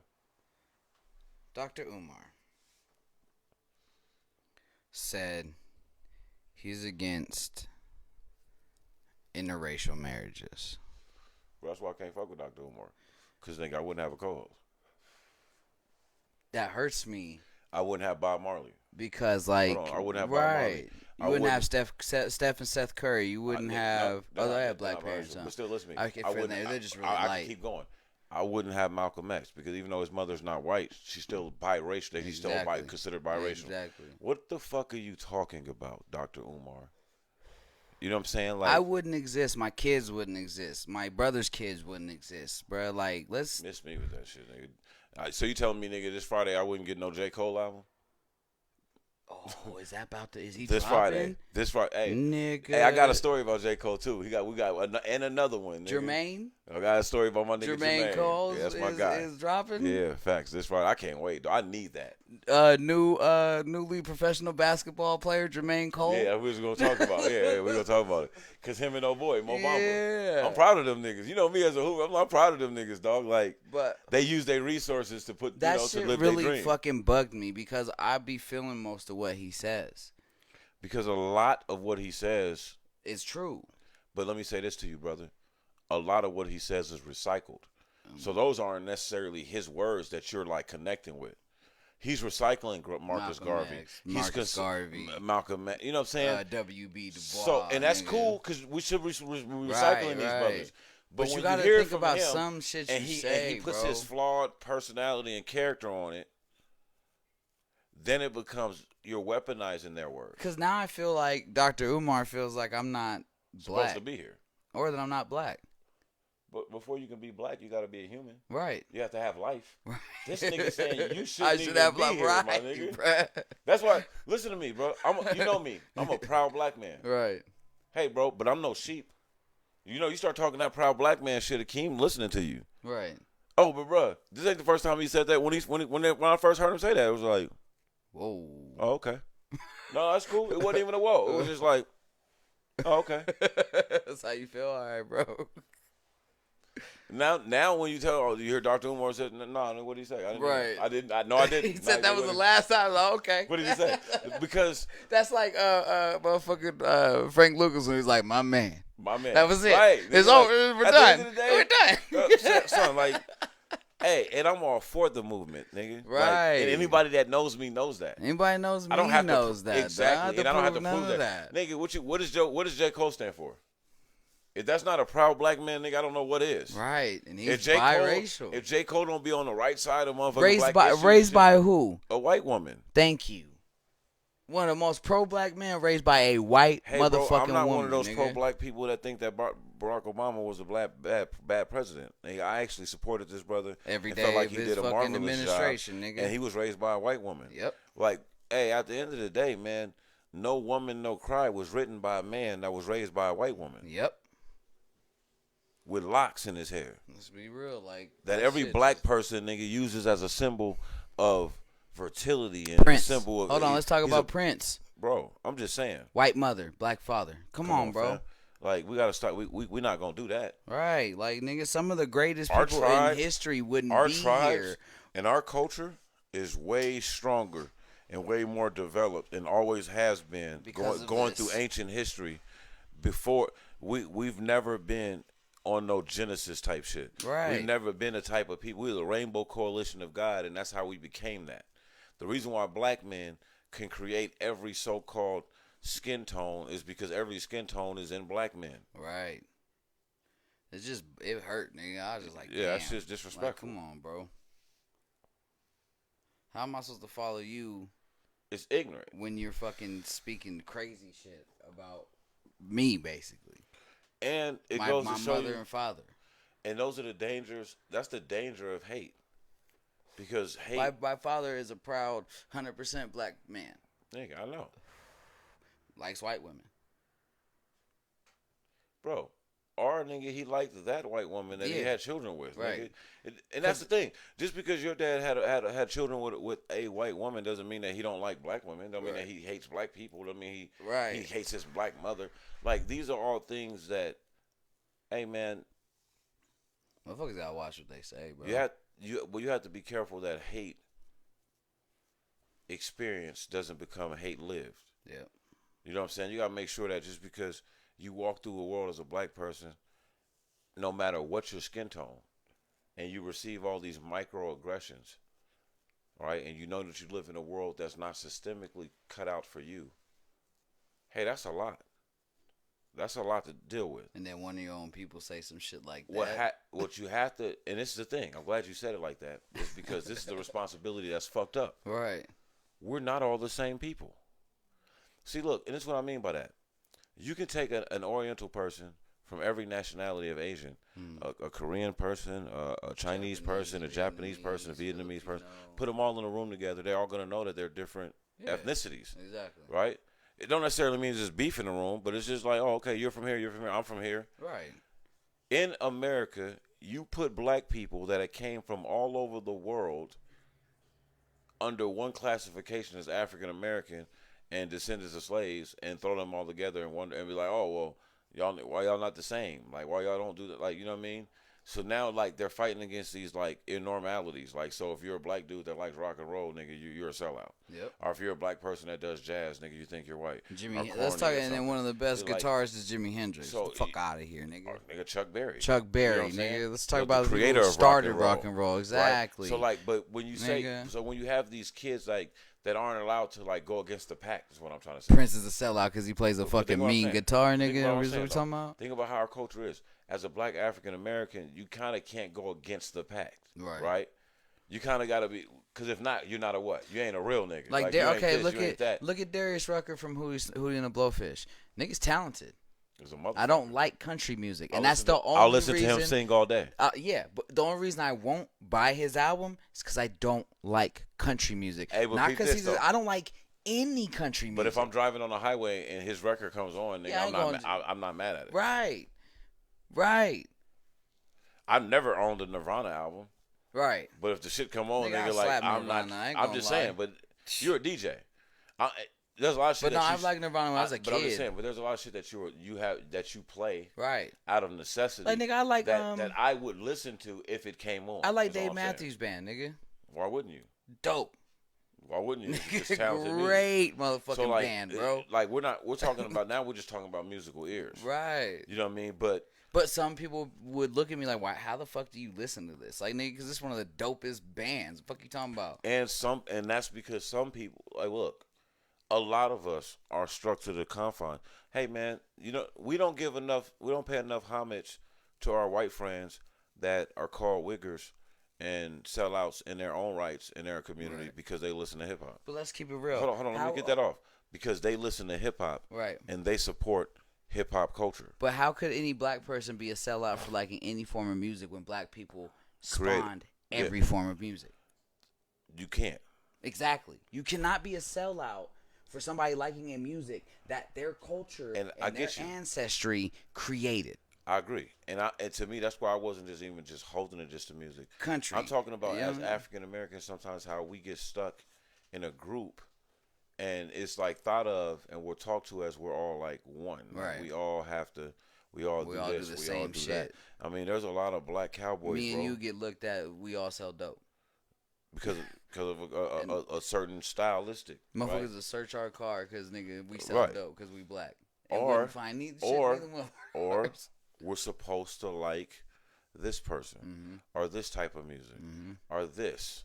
Or we're supposed to do these type of things. Yeah, we're not allowed. Like we're one of the only cultures we're not allowed to be individuals. You meet a tall black dude with a muscular build and find out he never played any sport. You kind of look at him. I'm guilty of that.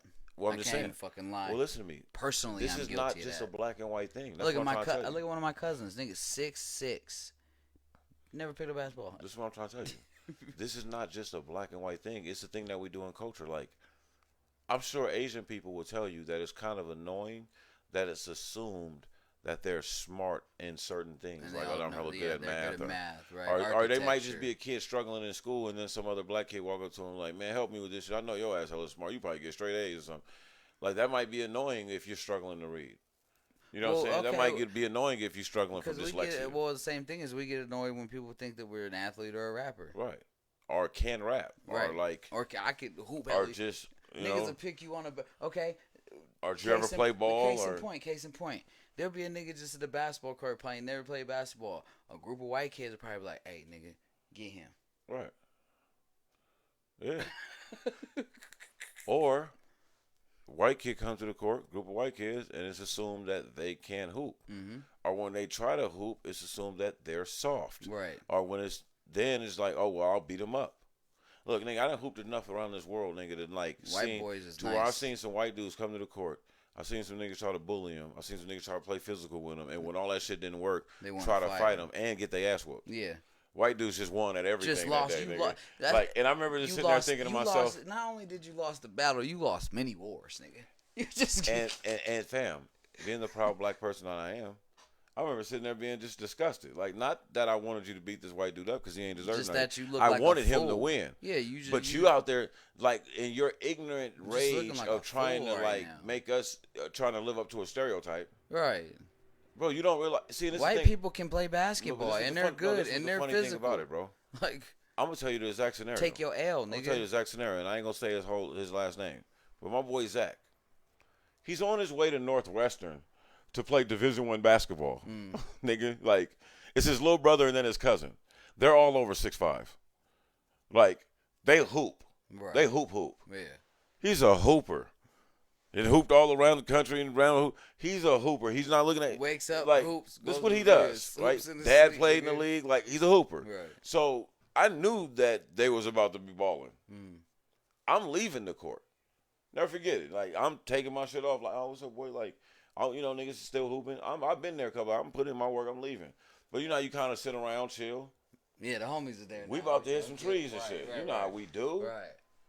Fam, the niggas that's playing, I just seen you niggas drinking in the parking lot. You niggas don't even hoop like that. Right. Oh. So there's some knucklehead niggas got on the court. But y'all can hoop. Shit. But then you hooping and like your pride because you thought like shit was sweet. And then you tried to like, and then kind of like how academics, back. Like we were saying right there. You tried to put some sweet, and then when it was like, well, nigga, I'll fight you. Wait, I wasn't expecting that, nigga. Hold on.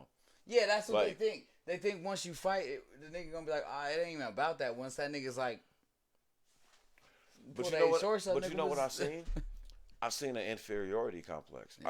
I seen a sense of like, here's these group of black kids that maybe feel like they're lesser than. Maybe they bought into all the negative messaging, all the shit that we refused to buy into. Because we had parents and shit, nigga, that had our back. They were like, hey, man, I don't give a fuck what this world say. Right. You somebody. You special. You matter. Exactly. You know what I'm saying? And then put us back in the world. Yep. Some people didn't have that, and I was seeing that play out. I was seeing a group of dudes that I wouldn't say that they were racist, right? But what I would say is there was an inferiority complex, and the one thing that society told you had up on these kids, you didn't. Right. Not because you worked hard and they just was better than you. Nigga, you don't even work for it. You didn't work hard on this. You didn't even put in the work to make the stereotype true. Right. Right? Entitlement. It was a reverse sense of black entitlement. Like, oh, I'm supposed to be better than you at this at least. And you done came up in your nice car, nigga, and came to the park in your new shoes, nigga, and if I had those shoes, I wouldn't be wearing them out here to play basketball. I just watch. I'm gonna keep it 100. When I see a white dude pull up to the court, I watch how they dribble. Hold that thought. Stay there. No, stay there. Stay there.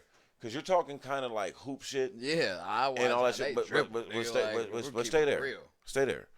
So you go there and you go through all this or whatever, and then I seen it. I just seen it play out. I seen like, damn, bro. Like, and I mean, niggas was saying like, hey, bro, leave them niggas alone, man. Just play ball. Like, y'all niggas, y'all tripping.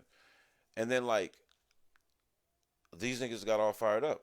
But my white boy Zach and then he's fired up. And mind you, put yourself in his shoes. He got his little brother with him, and like their little cousin or nephew or something like that. Right. He's already big brother on some big brother shit. Like, nigga, you ain't punking nobody over here. I got my little brother with me. We're men first. Right. You know what I'm saying? He got to go eat dinner with this nigga. He got to go tell this nigga to listen to his mom and dad. Like, he ain't telling black boys that at the basketball court, nigga. It's just like, nigga, when you extra tough with your female, and then anytime a man walks around you like a church mouse, and she look at you like, oh, well, you didn't tell Dre that. Right. You didn't say that when Dre owed you $5. Right. You didn't say that when Dre bumped into you and stepped on your shoe. You didn't say that when Dre called you a bitch when y'all was talking. Right. Now you said if I call you a bitch again, you'll kill me. Right.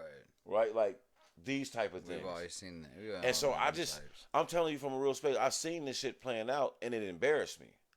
As a black person, it embarrassed me because I was just like, bro, you really not even mad at those kids. Right. You're mad at society. You're mad at yourself for not putting out effort.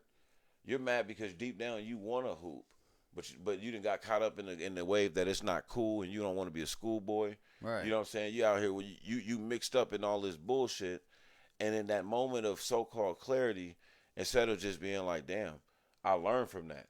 Because I'll tell you the story about when I first learned my lesson about being a racist in sport, about listening to what white people say on TV about black people and what rap songs say and what culture says. I'll never forget it. Orem, Utah. Shout out to everybody out there. It's a small town in Utah. We had a Nike Summit tournament, bro. There's hoopers there. Right. I'm balling. We putting on. It's like my sophomore year in high school. Coach come in the locker room and laughs like, these niggas y'all about to play. No, wait. Yeah, bro. He gives us that laugh like, them niggas. He was like this, hey, y'all ready? He's like, these are the ones. Exact words like, the white boys about to bust y'all's ass today. Well, fuck out of here. Seeing y'all whoop everybody. He's like, yeah, these fuck out of here. Fuck out of here. Fam, I'll never forget, like, the first time out was at the 3 minute mark. I remember the game started off like a firecracker. Niggas was going, right? Fam, I'll never forget, you get that burn in your chest. He walking over to the sideline, and I'm replaying shit in my head, and I'm like, and my coach is looking at me, and I looked at him, he's like, he's shaking his head, yeah, and I was like, is their whole team? And he's like, yeah. I was like, is their whole starting five left-handed? Oh, like, no. Nigga, what the fuck?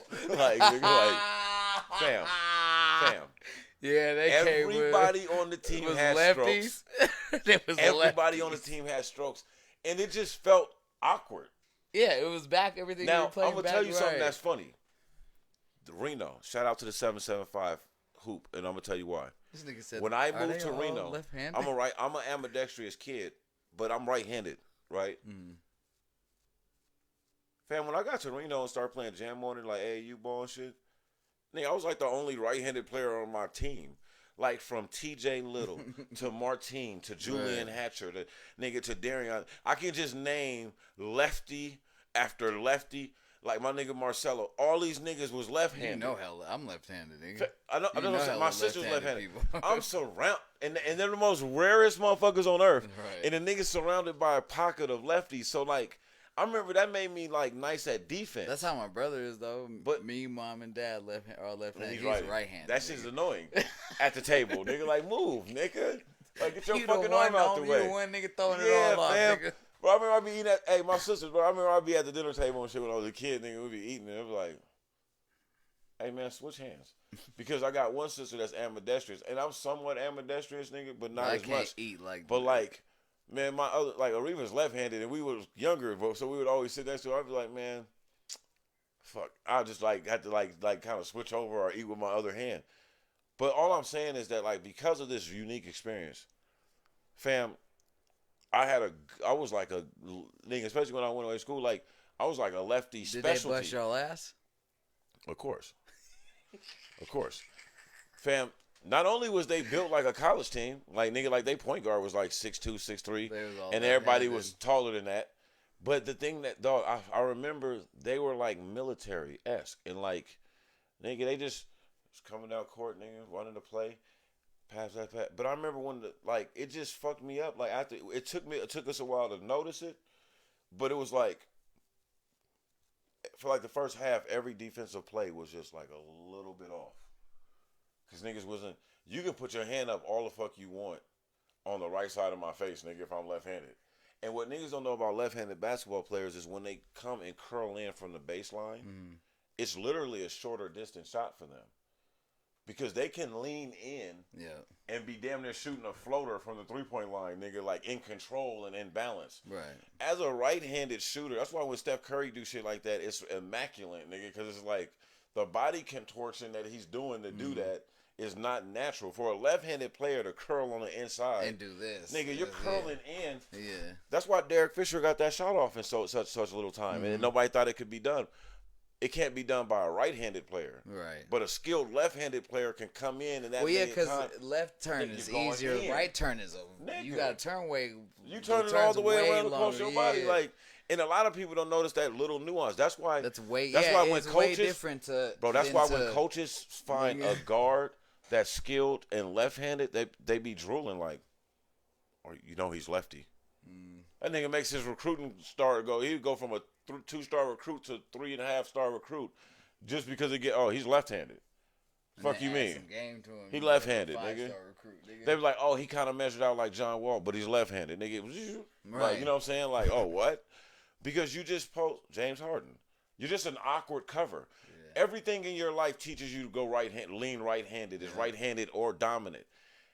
And when you play basketball, majority of your life, you might run across a couple left-handed guards. Do you know what's crazy? As a point guard that you respect and be like, yeah, that nigga's clean. He left-handed. I can shoot with both hands. Right.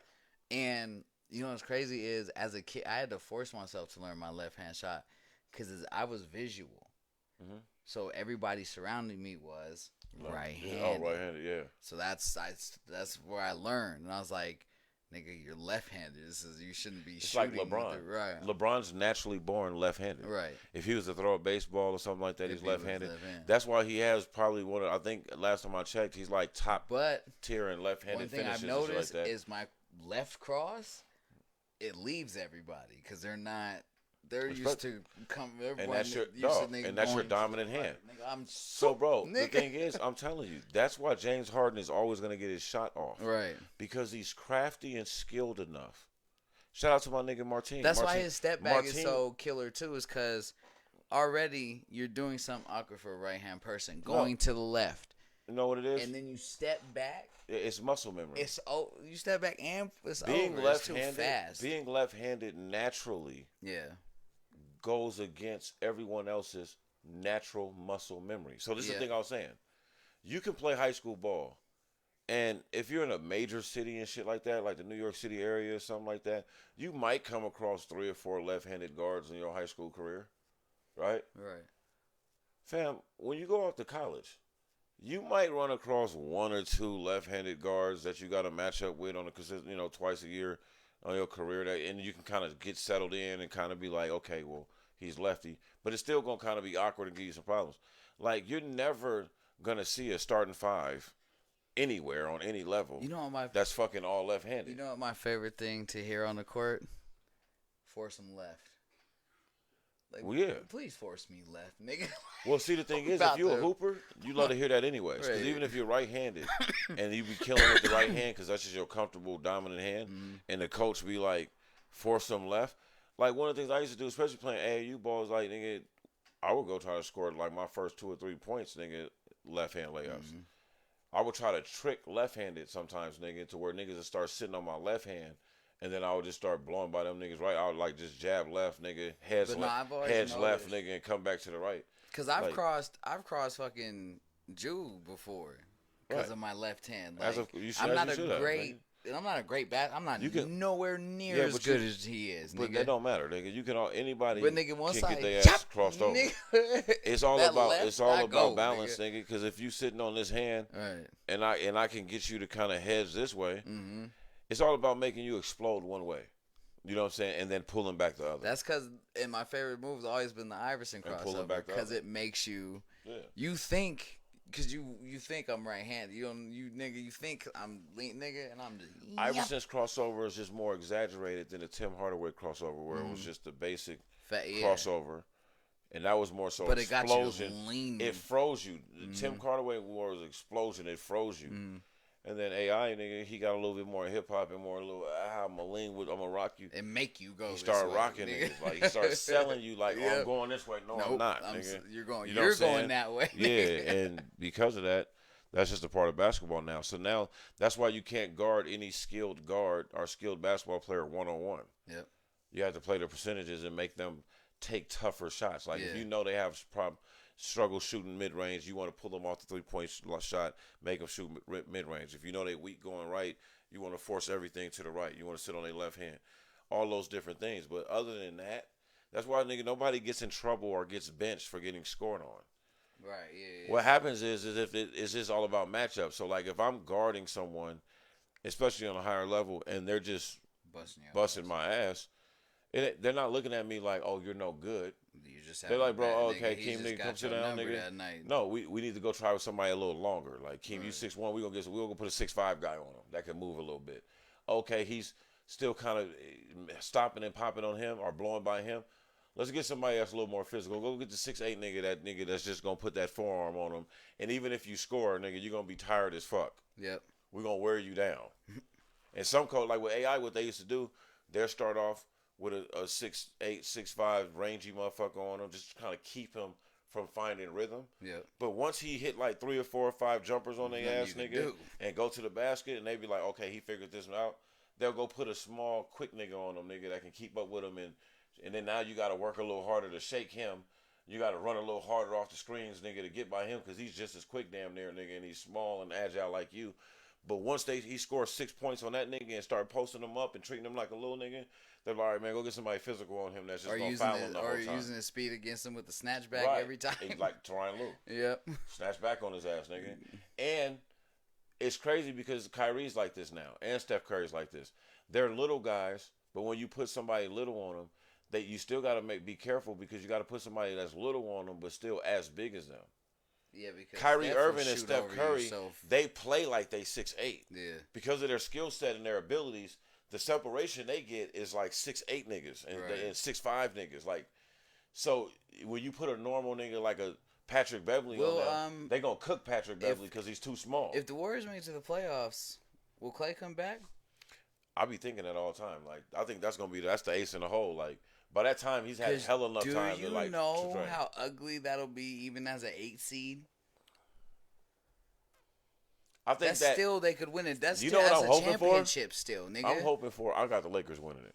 I'm hoping for with a healthy Steph and Klay. Yeah, with a healthy AD and LeBron. Yeah.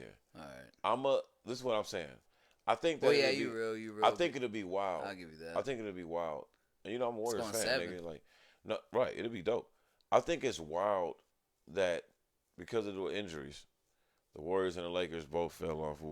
But they showing you championship team and championship medal and championship organization because they just kept bricklaying. Now niggas is getting healthy. Young boys is getting better.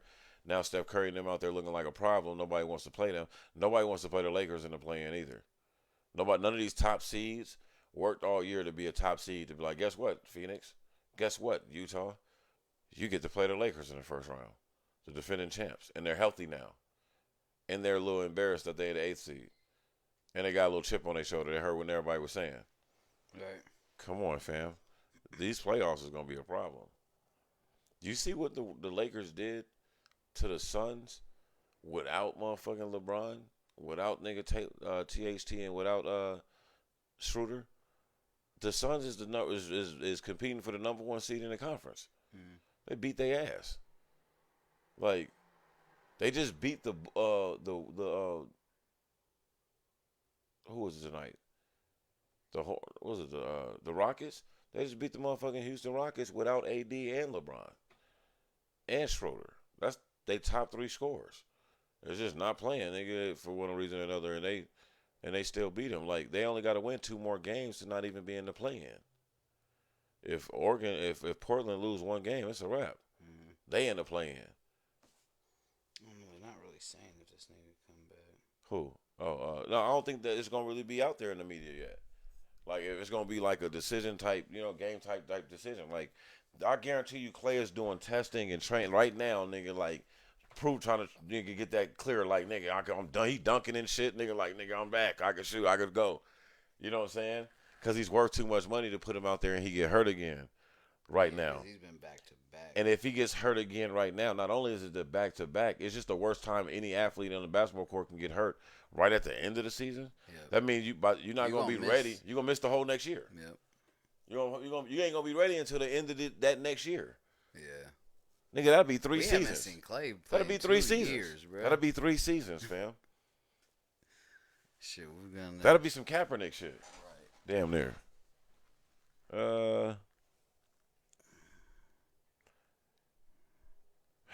Fam, I don't know how to feel about this election. Fuck. We're gonna get this one. We're gonna get in it.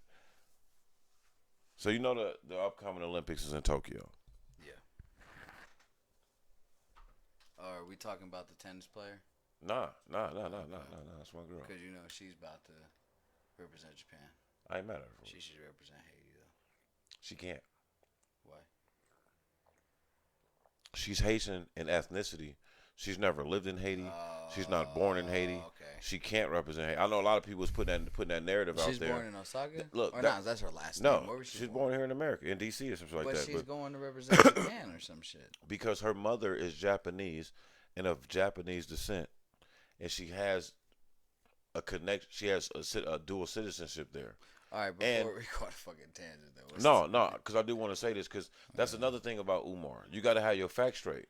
And nigga said, she has to start representing her Haitian ancestor. Nigga, she's building a whole tennis complex, nigga, in Haiti. Said the same shit in the same fucking interview that it was the same sound bite. No, hold on, stop. That's what I'm speaking to. And then what happens is a quick fact check. I didn't even know all that, bro. Listen to me. A quick fact check. I'm glad you did say that. A quick fact check is Naomi Osaka has a program that she has in Haiti, giving women and people of color access to tennis rackets, access to tennis, access to the sport, teaching them lessons, access to college motherfucking Because she's the girl that knocked off Serena, right? Yeah, she's the truth. She dates a little whatchamacallit. No, Corday. Yeah, Corday. Mm-hmm. I forgot she knocked, because I remember that was a huge fucking deal. The little young girl knocked her off twice. A couple times now. Yeah. Nigga. Like, I'm better than you. I am, yeah. It's all official. that shit is over now. Yeah, nigga. it's official. This is the thing, though. So that's what it was. Serena was Magic Johnson. No, wait. Let me say this. And Naomi Osaka is Michael Jordan, nigga. So, pass that torch. Naomi, the importance of her representing Japan that's still, is there's millions of black people in Japan that get treated like shit because they black people. Right. Like, nigga, you don't know what she represents. What she is for Japan, she's Jackie Turner Kersey. to Japan. They ain't seen no fucking, like, you know what I mean? Like, there's no black Japanese people, like, on that type of pedestal to the point where people look at her like she's an anomaly. Like, there's not millions of her back home where her mother's from and where her people is from. That matters. That matters. That representation matters. And, I mean, shit. What does she benefit from representing the USA where they slaughter niggas every day? No, I'm not talking about I'm not representing. talking. Oh yeah, I'm not yeah. saying that I'm speaking to the people. I'm speaking out. Like I'm I saying. don't give a fuck if That's she why. represents this bullshit. That's I'm talking to, and I'm talking to what I'm responding to what Dr. Umar said. Like Right. that's the importance of like. It's no different than what we was accusing Charlamagne of doing with Kamala. Like, bro, relax. This young girl is doing amazing things, and this is the girl that every day in the U.S. Open wore one of the names of the victims murdered by police officers on the name of her face mask while she won the fucking the tournament. What do you think that did for publicity? You don't think that helped George Floyd's cause? Who's that George? Who's George Floyd? Why is Naomi Osaka wearing that name? Right. You don't think that did anything other than going on interview platforms and criticizing black people and saying that half a good percent, like shit, what half of 30-40% of us shouldn't even be born because we're not full black. How does that not sound like Hitler? Hey man, you leave clowns at the clown show, bro. I don't give a fuck what degree these motherfuckers gave you. Right. I'm highly intelligent. I know clown shit when I see it, and I don't follow clown shit. I don't subscribe to that. You can mix beautiful words about our struggle all you want to, but when you start talking about the exclusion of black men because of who their mother is or who their father are, Right. when you start talking about the exclusion of black women because of who their mother is or who their father were, as if that negates them from a black experience, it shows that you have no profound understanding of this, which we don't believe to be true, which means you're a fucking fraud. And there's some self-hate there. I don't like any black person that speaks for all black people, bro. Right. I don't like no black person that their sole purpose is to come on a platform and tell you what black people should be doing. Because one of the wisest black people I ever met said, Young Akeem, you got to remember, it's going to break your heart, but once you understand this, it'll help you. Everybody with your skin folk ain't your kinfolk. Yeah. What does that mean? Hey, bro, there's scientists that said this whole planet was black before 1,000 years. I've read that before. We know Africa was at one point in time. So you telling me everybody in Africa was kin, was cousins and brothers? No, nigga, they wasn't. Right? They warred with each other. They fought over territory. They kidnapped each other. They did all type of shit to each other. And some of those motherfuckers got thrown up in a slave ship and brung over here and mixed in a barrel full of black people that was natives and called African Americans. And you wonder why we not all lockstep in fucking key.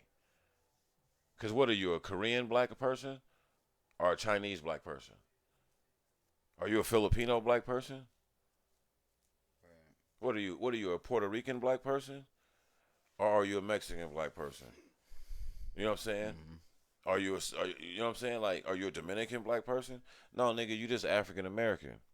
And those little minute idiosyncrasies don't get called out enough to where it's like, hey, some shit we're not going to agree on, brother. We from two different tribes. Now, we have to understand that we're part of a unity must exist amongst us, right? Because we are here under the guise of African Americans. But I think the best way to do it is to understand that, hey, we all going to move different, bro. There's a black man that loves his people, loves his mother, loves his sister, loves all of his black aunts and uncles and all that shit, loves his struggle and works hard to represent black people in the best way. And what we going to do, throw him away because he married a white woman? Like, I'm just saying, what are we going to do? I'm just being honest. Like, what are we going to do? Remember when I was saying that we got to start putting more like light on some of the white heroes that white supremacists wrote out of history? Mm-hmm. We when we said it, it was just like to help white people, but no, man, it's to help black people too. Right. Like, there's always been black and white allies on this continent fighting for the liberation of all people since white people got here. Since white people got here, there were white people that said, "Yo, they took us in. They were good to us. We don't ever have to go back to and serve that wretched queen. We good here." And then there was other white people who was like, "This could be our offering. Right. This could save us, right? This could make us wealthy. We can be the kings and queens over here." And there's been a pull in that tug of war ever since. Now it gets dressed up as, oh, the white man versus the black man, and this man versus this, but Muslim versus Christianity and all that other type of shit. But at the end of the day, it's really just good versus evil. And what is good? Like, what my problem is with people like Dr. Umar is that they take that good shit and become evil with it. Like, you're just evil in a good face. Like, you're speaking up for the so-called underdog, and you're professing, and you can extract our pain and our history, and recite it beautifully, and even somewhat motivating, right? Right. But then your ugliness comes out when you say those type of things. That's founded on nothingness. You can't find one great. It's founded on absolutely nothingness. So Barack Hussein Obama shouldn't exist. Right. Prince. Mexico wouldn't be liberated from Spain if biracial black men didn't exist. That'd be a Spanish country from Spain. It's just a lot that goes into that kind of unfounded, irresponsible, and ignorant statement. So you're telling me when black men, and let's get back in our ancient history, when black men ruled the world and were kings and queens and all this type of shit, you're telling me that they only stuck to one race? That's stupid. No, they did not. If you study who Nefertiti was, she was biracial. If you study other people that were great Africans in their lineage, they were of multi-different tribes or different country. Like, it just that just don't make sense. That's your man. It's not my man's. No one's ever heard me come up and quote and allocate myself in that way, pause to like Dr. Umar. Like, and it's not a disrespect thing to him. Like you said, like I can agree with a motherfucking idiot. Right. Sometimes an idiot says something that I agree with. That doesn't make any of your other statements founded. I don't support none of your causes. I wouldn't give you no money, buy a book from you, vote for you. You can't lead my tribe. Right. Because you said that if my brother loved a woman that wasn't black and created life with her, that his child does not deserve to live. That would be my nephew. That would be my friend's son. Right. And I'm from the school of what I eat don't make nobody else shit. So hey, nigga, who gives a fuck? I can't stand a nigga to tell me my food look nasty. Fuck you, nigga. I'm eating it. Yeah, and nigga, it ain't gonna make you shit, nigga. Don't tell me about. I can't stand a nigga. Oh, that's gonna have your stomach fucked up. Nah, nigga, I eat this on a regular, b. Your shit, might have your shit stomach weak and can't handle this real food, nigga. Like, you know what I'm saying? You supposed to make a bowel movement, you bitch ass nigga. Don't worry about what I'm eating. Well, like me, by the time I saw you eating them weird shaped grapes, and I told him, "What the fuck is them weird ass shit?" He was like, "Nah, some bomb ass grapes. You've been eating the bullshit ass grapes. That's what a real grape. What a real grape looks like, nigga. Like, nigga. Unfortunately, nigga, you had some bullshit. Unfortunately, they don't look like the cartoon, right. Nigga. They don't look like Caesar, nigga. Shit. But that's just what it is, and we do that sometimes. I laugh at myself when I do that. I'm like, Dre, what you drink? Nigga, it don't matter. Right. Like, nigga, it don't even matter what he's drinking, nigga, because if it comes out wrong, he's the one that got to deal with it. It ain't like I got to go hold his hand like I was with you when you bought that fucked up drink, so let me come in here and sit with you while you taking a shit. Fuck out of here. Right. So at the end of the day, it's just like, I don't believe no king conserves himself with where a dick of another man goes. Right. With what another man's son's biracial makeup is. Nigga, that sounds like pond talk. That sounds like gossip talk. Right. That sounds like fucking, lack of better terminology. You know what I mean? No disrespect to you women, but that sounds like female talk. Mm-hmm. What are you talking about, nigga? What are you talking about? Hey, there's nothing, nigga. I love beautiful black women. This is not a black woman versus white woman thing. No. I don't give a fuck about that. it's common sense, dog. It's like don't start taking on mannerisms of the very people that oppressed you. Yeah. That's what I'm talking about, fam. It's like, what do you mean when you say that? So you telling me that the white women are the black women in our tribe that are biracial because they're the offspring of rape Right. from a slave master. What we supposed to? We supposed to? Oh, let's just go kill them off. Oust them, yeah. Nigga, what the fuck are we? Nigga, Hitler and them? No, bro. Well, that, Listen hey, to me. you heard what he said Listen in to that me. Hold on. interview? Said they called me the Black Hitler. Listen to me. You do not get to represent my people that way. And he said, hey, listen to me, Dre. Right. I'm not biracial. Right. I've never came at you and spoke to you, nigga, like I'm more black than you. And I've had that shit. But nigga, you've never got that from me. No, not from you. But yeah. And nigga, I'm as black as they come. Right. At the end of the day, nigga, like that's an ignorant, fallacious statement. Do you understand that, nigga? Your daughter, your youngest daughter, was a nigga. Every white person around her would have strung her up from a tree. Mm-hmm. Fuck you talking about? Right. The fuck you talking about? And it's like, bro, there's something to be said about a gap being bridged. There's a lot.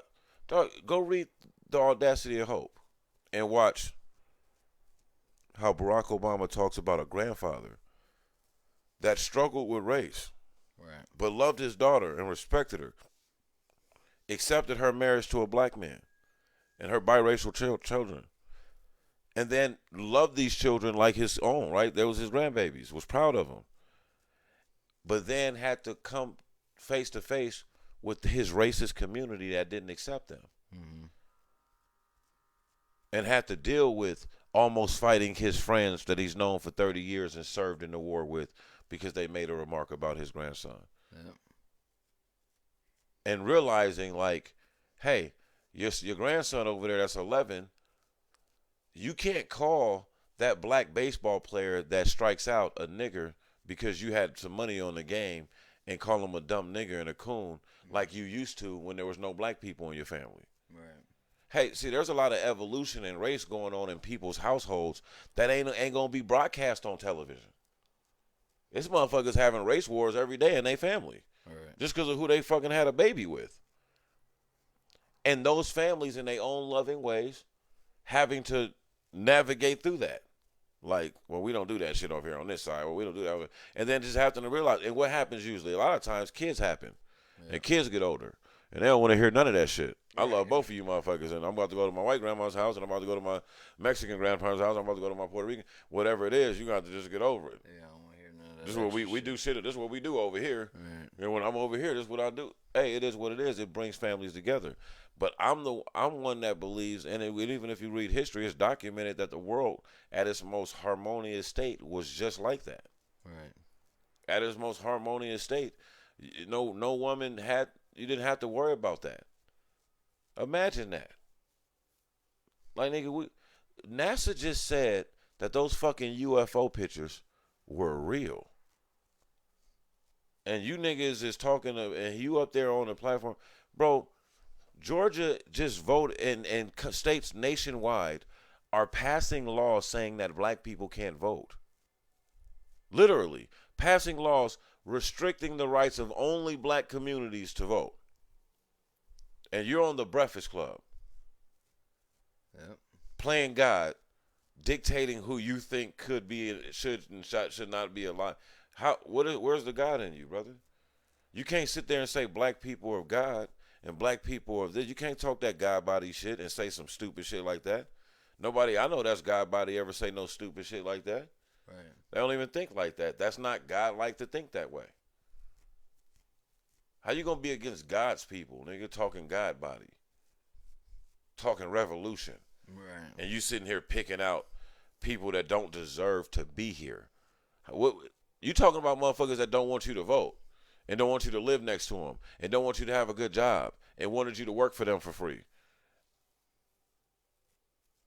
Even a slave owner understood that slaves need to live, right, to an extent, right? So what are you, Dr. Umar? If you over here saying that certain Hitler. people shouldn't even live. Hitler. That's Hitler. Hey man. In a nutshell.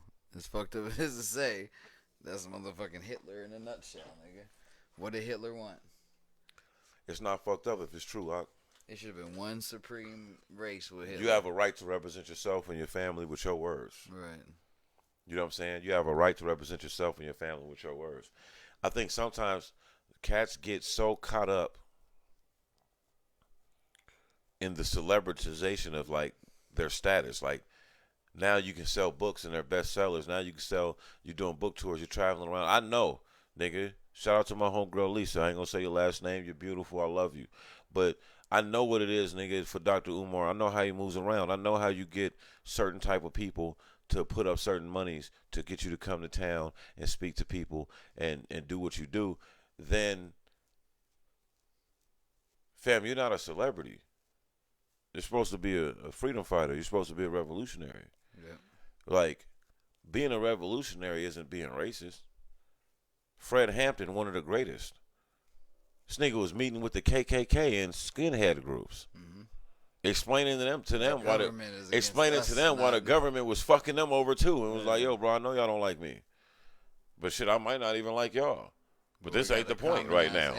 Wouldn't you like a place where we could not like each other, nigga, and make the best money and do all and raise our kids together without everybody? You know what I'm saying? They got us fighting for scraps while they living high on the hog. Yeah. What show me how it is. You white and you neo-Nazi and you hate black people, but show me how your life is better than mine. Right. You live in this trailer trash and I live in that ghetto down the road. Oh, you got roaches too? I do too. Oh, there's a rat right there. Yeah, we got that problem. Pipes do rest on the water. Let me guess. Young motherfuckers over here dropping like flies, ain't they? Drugs, violence, gangs, all that shit, right? Yeah, okay. Yeah, check. Hey, let me ask you another question. Who on welfare? No. Let me ask you another question. Who's responsible for it, fam? Who's responsible for y'all living like this? Right, because it ain't us. You know it's not. Even if you wanted to blame us, you couldn't blame us. Right, because we're not living life at all, nigga.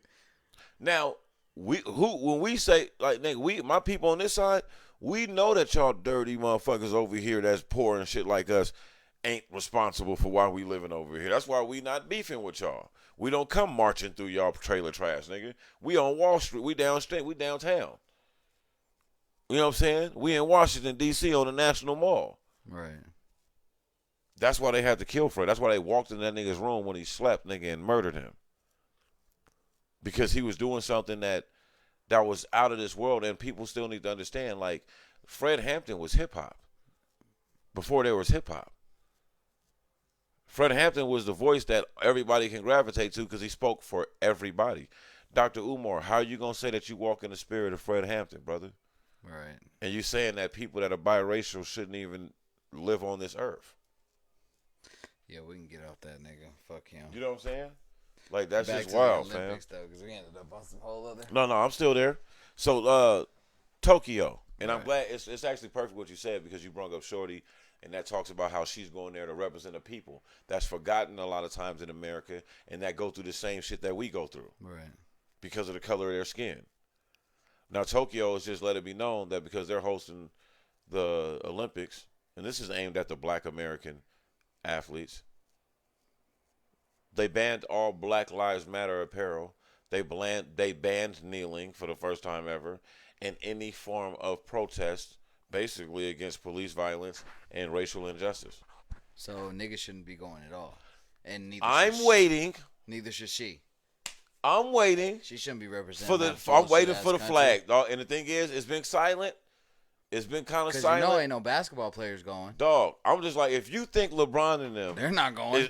And if they do go, if you don't think LeBron is about to do something, yeah, he's gonna have that shirt on, fam. And what you gonna do? Not give us the gold, fam? You gonna disqualify us? Then we'll go back home, but nigga, we're gonna make a mockery of this whole shit. Yeah, right. Yeah, you don't. But I'm just like on some shit like, does Tokyo know what black people do for their economy here in America? Mm-hmm. What if black people start banning all products, nigga, from Tokyo? What happens? Here's my thing. What happens if all black? In the sense of like we don't support them. What happens if all black athletes decide they're not going to the Olympics? What happens if all black athletes decide, nigga, that if Nike, if you want to sign with us, nigga, you got to take your factories out of Asia. Yeah. Out of Tokyo and places like that. because they don't fuck with our cause over here. Yep. What if that Because happened? let LeBron say he going somewhere else. What if that happened? What if black people in America just be like, oh yeah, Nike? Fuck you. Then we're not fucking with y'all then. Mm-hmm. What if that happens? Hey man, what if the first black vice president Just says, decides America's okay, not going, well, period. really? America just No, no, no, withdraws. no. But nigga, think twice about that age you motherfuckers need. Yeah. Because we support black lives over here in America. Right? If that's the real message. I would, nigga, if I was president, I would withdraw. Fuck Tokyo, I man. would withdraw. I'd be like, cool, For America. that. America's not coming, period. Fuck the Olympics and the Tokyo Olympic community. Let me clear that up. Not fuck Tokyo. I'm not disrespecting anybody in Tokyo. We don't know everybody in Tokyo. God bless Tokyo. What I'm saying is the Olympic Board Committee that resides out of Tokyo that made these decisions. Y'all some bitches. Fuck y'all. Father, fuck you. Fuck y'all, man. Because these are weren't they just mad at LeBron for not like speaking out against a protest? Hold on, but wasn't the same country that was marching for us when George Floyd died? I mean, I don't know. I thought so. It was cool then, though, right? I thought so. I don't know. Fam, it's just so. It's heartbreaking sometimes, bro. Cause my man's one of my good friends and mentors, like a big brother to me. My boy Dave Finks. To shout out to you. He works at the Oakland Unified School District. He's an educator there, freelance. This nigga has his master's degree, nigga. He's ready for the tech world. They basically, nigga, not hiring him because he's young, gifted, and black, man. He's going through a lot of bullshit with that. But he keeps his head high. He's doing his thing. Like, one of the things he always be telling me, man, he's just like, bro, the way this space is set up for the next boom is like once you're on the other side of the fence in the education realm, he's saying, he's like, I can see how they systematically are like, they shut certain kids out. They make sure your skill sets are stagnant. Certain skill sets that certain kids, no matter how good their grades are or how good their attendance is, because of the district that they live in and the schooling that they have access to, they won't even tap into them until they're in college. But other kids in other districts, because the way their shit is set up, they'll tap into those skill sets in high school. You see what I'm saying? And he was talking about how it's important, man, for us to really start like rethinking the way we educate our children. And that leads me to like one of the other topics I had, bro, about the way he framed it was useful education versus useless education. And I thought that was kind of ill, man, because I never really heard nobody talk about that. Like useless education. Let me say that again. Useless education. Useless education. And I was like thinking, anything past what is useless education? Anything right? past the 6th grade is useless education. Well, be more specific. Like, what? I get what you're saying. Any math, social studies, history, English, writing, reading, any of that shit past the 6th grade is unnecessary. I don't think reading is unnecessary. Well, not reading and writing. We'll say those two. Reading and writing is necessary because you have to communicate. Right. So those other ones, your core classes, you don't learn anything new about those past 6th grade. Is it education or indoctrination, right? Right. It's indoctrination. They only teach you a white supremacist history. Right. A history that, like, I don't fault any white person for somewhat having a faith in or even being somewhat proud of. Where I fault a white person is being offended when black people or other people point out that it's a white supremacist history when they know nothing of our history. Yeah. Right? Other than a very watered down version. I think every non-black person that thinks that they understand black culture and black history should just stop and think, like, what do you know about black history in these group of black people and freed Africans that was over here and native black people? What do you know about this history of these people before slavery? You know what I'm saying? And if you can ask yourself that question and not think that it's an issue and not ever wonder, like, well, damn, how come school didn't teach us that? Or how come we didn't talk about, you know what I mean, these things? Then that's what people mean when they say white privilege or white systemic racism, and you know, it's not just name calling. You know what I'm saying? Right. It's not just name calling. And I think that's something that's got to be said, and it's important. It's important. Useless information. Check this out, fam. Like, that's where my mind went. Where you went. I was like, oh, nigga, probably social studies, fucking, let me think. Like, I'm gonna be probably certain maths, certain it, like, right? Common Core math is useless information. So, this is where my That head, the new math that they're trying to teach our kids right now right? is useless. This is my head. This is where my head was, right? When you said it, I'm right where you at. But this is where, pause. This is where my nigga blew my mind at. He said, "Fam, no." He said, "Dog, learning how to use a coffee maker is useless information." Now remember, we're talking in the guise of upbringing children, raising children, educating the youth. Very useless. Very useless. So what he said, he's like, man, I'm gonna be honest with you. He said, dog, learning how to use a cell phone at an early age or a laptop, useless, right?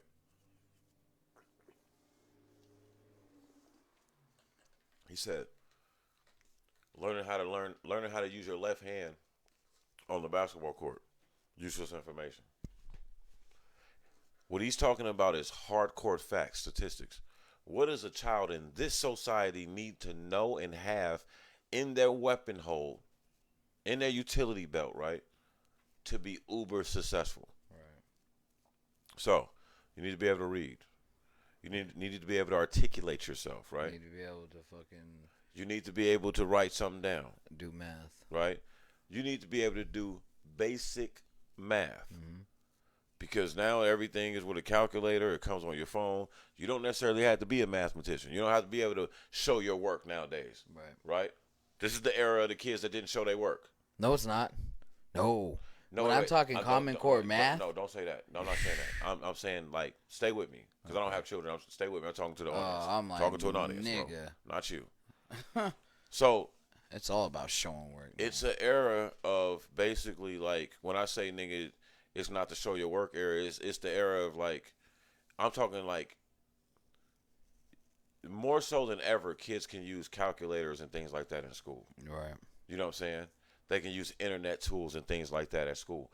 More so in jobs and everything like that. Like, they're not expecting you to have memorized your math skills, nigga. If you can figure it out with this calculator and this ruler and whatever it does, just come up with the right answer, right? So he was saying, like, if you study the market and you see that, okay, what industries are booming?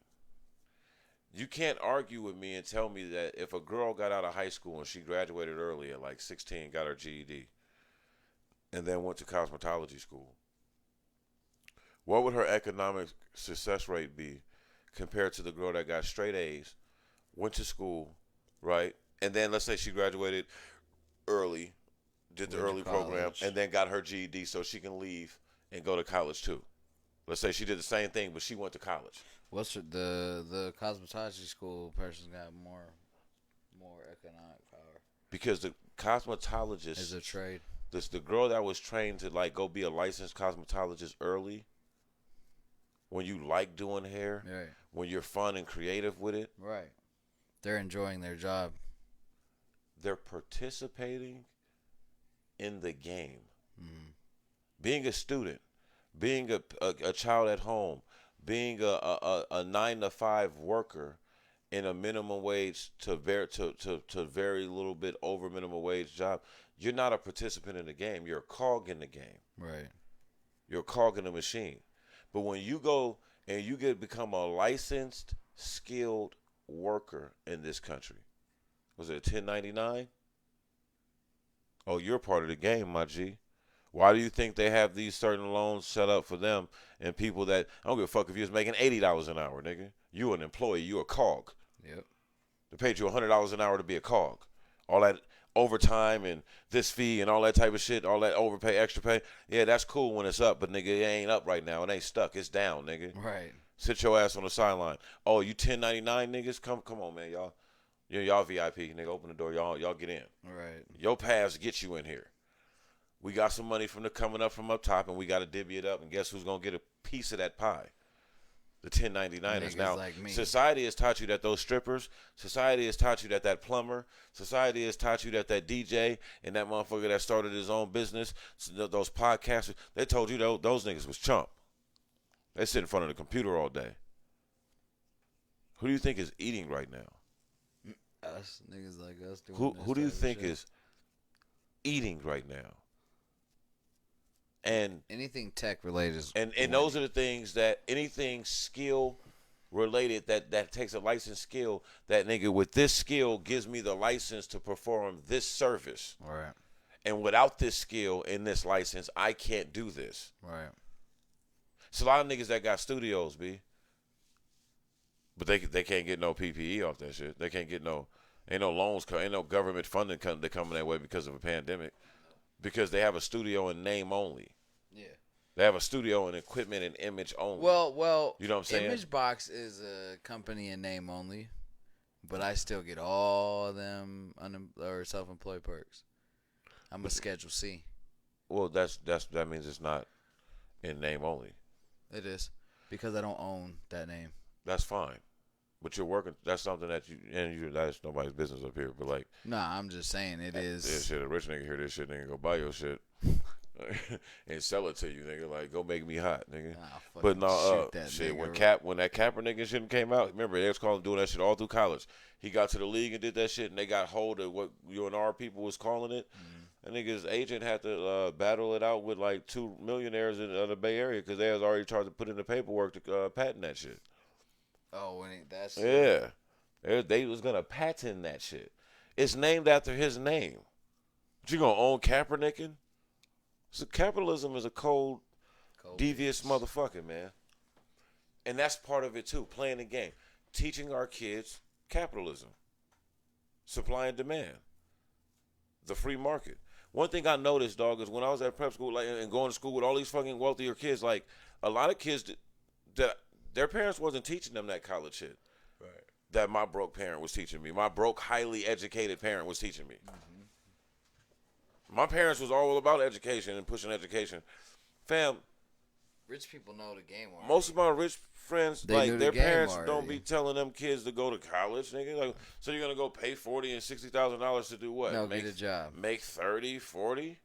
Go get a job. That's hustling backwards, nigga. Yeah. Hey, what the fuck you mean you gonna go pay $1,000 for a QP of weed? If the shit's only going for $450, you hustling backwards.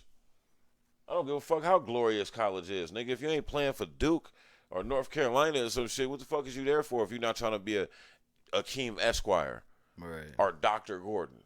If you're not trying to do one of those two things right off the rip, bro, like, that's what I'm saying. It goes back to what he was saying. Take that young girl, nigga, that does her friend's hair and likes to be all vibrant and loves that kind of shit. Okay, yeah. Go to cosmetology school. Because in 2 years, nigga, you're going to be a licensed cosmetologist. You're going to buy into this game called Monopoly, called America. And I read recently that the woman that created Monopoly did so to teach the world in America to be careful of monopolies. Like, yo, if you're not careful, it's going to be companies like Walmart, Amazon, and they're going to fuck up the game. They're going to make it to where it seems like nobody really, it's going to be so hard to do what this country is founded on. Nigga, this country was founded on small businesses. Why the fuck is it so hard to run a small business? Right. That should be the easiest thing to do. Like, there's no small business class, nigga, in high school curriculum. Why? Why do they make all the poor kids learn how to work for the rich kids' parents? When you start telling kids early on that this is what, like, college is, guess where those kids end up? Harvard. Right. Are self-made businessmen and women. Because now they got a head start, nigga. They're not getting blindsided like a lot of us. Like, they're not getting blindsided like a lot of people that have college degrees or that have some schooling or that walk around with a stigma and had to pull themselves from ineptitude because the world told them that they wasn't shit because they dropped out of school. Right. But what I always go back to, when I was in college, fam, I used to always be like, man, you know what I keep going back to? This is what eventually, like, gave me the courage, in my opinion, to walk away from college. It's, fam, everybody I wanted to live like dropped out. No, everybody. They did start doing Oprah, something else. Drop out. Right. Nigga. Bill Gates. Drop out. Mark Zuckerberg. Yeah. LeBron ain't go to college. He had a skill set, nigga, and he took it to the next level. I ain't saying I got to go right to the league, but maybe I got a skill set that I can go to the league in. Right. Right? That's how my mind works. Hey, man, Hov got a 9th grade education, but he keeps beating these executives in the boardroom. I just don't get it. Right. So I told you anything past 6th grade don't matter. So that's what I'm saying. So I'm looking at this shit, fam. I'm looking at like some of these so-called greats and then checking it out in their education. And people could say I'm buffoonish and laugh at this and say that I'm silly. But yo, man, y'all all follow Christ. He couldn't read. Right. So what is intelligence? What is it to be educated? Hey man, if you go in a room and and what's the thing in the room is important and you're educated about it, you're a bad motherfucker. Right. I don't give a fuck if that's a car auction, nigga, at a hospital. Hey, my sister's intelligent, highly intelligent, bro, because she's an overweight black woman, older, having a baby, her first baby. She was in there having all kind of complications. But Arivas don't go into no situation without knowing the room. Right. So she understood her situation more than anybody. So she researched the shit heavily before she got, and she was reading the testimonials. Oh, this is what they forgot to do to me. Oh, this is what they just neglected to do. She called a meeting with all the doctors, nigga, that was on her situation, and it was like, yo, this is what you didn't do. This is what you didn't do. They were so scared. They thought she was a fucking doctor or something. They didn't want to get, nigga, now all of a sudden, nigga, she's getting everything else, on schedule, et cetera, et cetera. Hey, man, what do they always say? Hey, have a man go with you, nigga, to go look at that car. Because even if he don't know shit, it's a cat and mouse game with finding out if he knows shit or not. Mm-hmm. You might not even know he don't know shit. You just gonna assume he knows shit, right. And you got to be a little more honest, right? Hey, we do this in everything. We do this in everything, but then like when it comes to like our lives and the way we raise our families and the system that we in, this rat race, that's the only thing that we ain't changed up yet. Fam, I remember working at the movie theaters when I was younger, and I met a kid I was like, man, did your dad give you that jacket? That shit was fly. That's when I was on my fly shit. Now, that jacket fly. He had a Pittsburgh Letterman jacket on it. You could tell it was authentic. He was like, nah, I go there. Snow nigga was like 11, 12. Damn. I laughed like, okay, must be like a Pittsburgh like high school that looked like the college nigga that like our academy. And his dad was like coming through the line and was paying for his stuff, and he was like, yeah, I just got him home for spring break. And I was like, wait. He goes to Pittsburgh, the University of Pittsburgh that Larry Fitzgerald went to and played football at. And he like 12. He was like, he's actually 11. He said, yeah. And I was like, how does a kid like that go to school? Is he like a genius? And he laughed and he was like, he's a smart kid. And he's becoming more and more smarter every day. He said, I wouldn't say he's a genius. He said he's extremely mature. And his mom, was an educator. She's a professor. And she basically knew how to teach. If you can teach a child to retain information and follow directions, why the fuck they can't go to college? That's real, right? Yeah. Hey.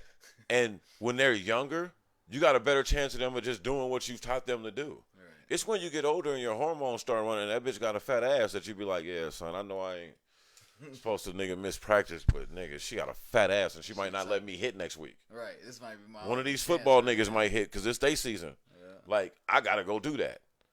That don't happen to the 11-year-old nigga that's going to. Nigga, guess what? I guarantee if you talk to any of his classes, nigga, he got perfect attendance. Yeah. And he told me, he's like, well, what happens is they take the admittance test and all that shit, do everything like you normally would do.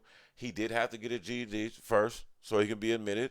And then there's a program where, like, if they're young, just like they have programs for students that don't know the language to make sure that they get to and from, right. It's the same thing. And he was just like, man, and there, like, he was like, he has a older sibling or something like that goes to a school nearby because they didn't get accepted into Pittsburgh. They accepted him just off the strength of how young he was, and he met somewhat of the qualifications. Like, he passed this test, like, he has this reading proficiency, he can do he has this cognitive skill, like, he has this retention rate. And then they have a program where he goes and there's a chaperone for him. Like, and he goes and he comes to class and they put him on a little shuttle and take him back to his little dorm and shit where he stay at. And nigga, when he's in there, he's just playing video games and doing his homework and talking to his family on FaceTime. This nigga lived in Reno.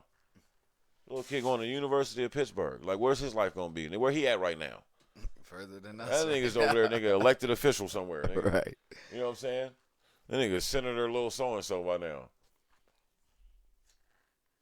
But that's and that's what it was. Useless information versus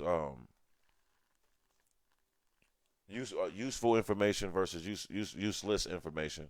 That's that in a nutshell. Like that parent, because they knew what to teach, they taught the kid the things that he needed to be successful. Mm-hmm. Now this kid probably can't hit a ball off of a fucking tee. You know what I'm saying? Will never like, play sports. Probably ever. can't cross his hit over. But now this is the funny thing about it. Let's say you go to Pittsburgh, decide he wants to play ball. Nigga, he come back with a bachelor's degree, nigga, at 14, 16 years old. You telling me he couldn't go link up with a Matt Williams or somebody like that? Right. He couldn't go get a job and get a little trainer, nigga, and learn how to play ball, nigga, and pick that up as a skill and go play college somewhere or do some shit. It's just you give yourself more options. And sometimes it's like the Lil Waynes of the world. You'll get this as music. See, you before we move on from this and even possibly wrap this up, I want to hear your thought on this. I'm going to ask you this. Because of your background, and I know your history, especially musically, take a Lil Wayne, right? Take a Lil Wayne, because I think he was more conscious in his situation than like a Bow Wow was, right? Bow Wow, a lot of his success and his posturing and placement could be blamed on his parent, right? His mom could get a lot of that credit. With Lil Wayne, it's always been said that this is something that he was on and chased when he was a child. He was like a kid. One of my biggest regrets is that my childhood dream didn't allow for that. I don't give a fuck if you five. I don't care if you're the best 5-year-old in the world. Nigga, you're not going to the league.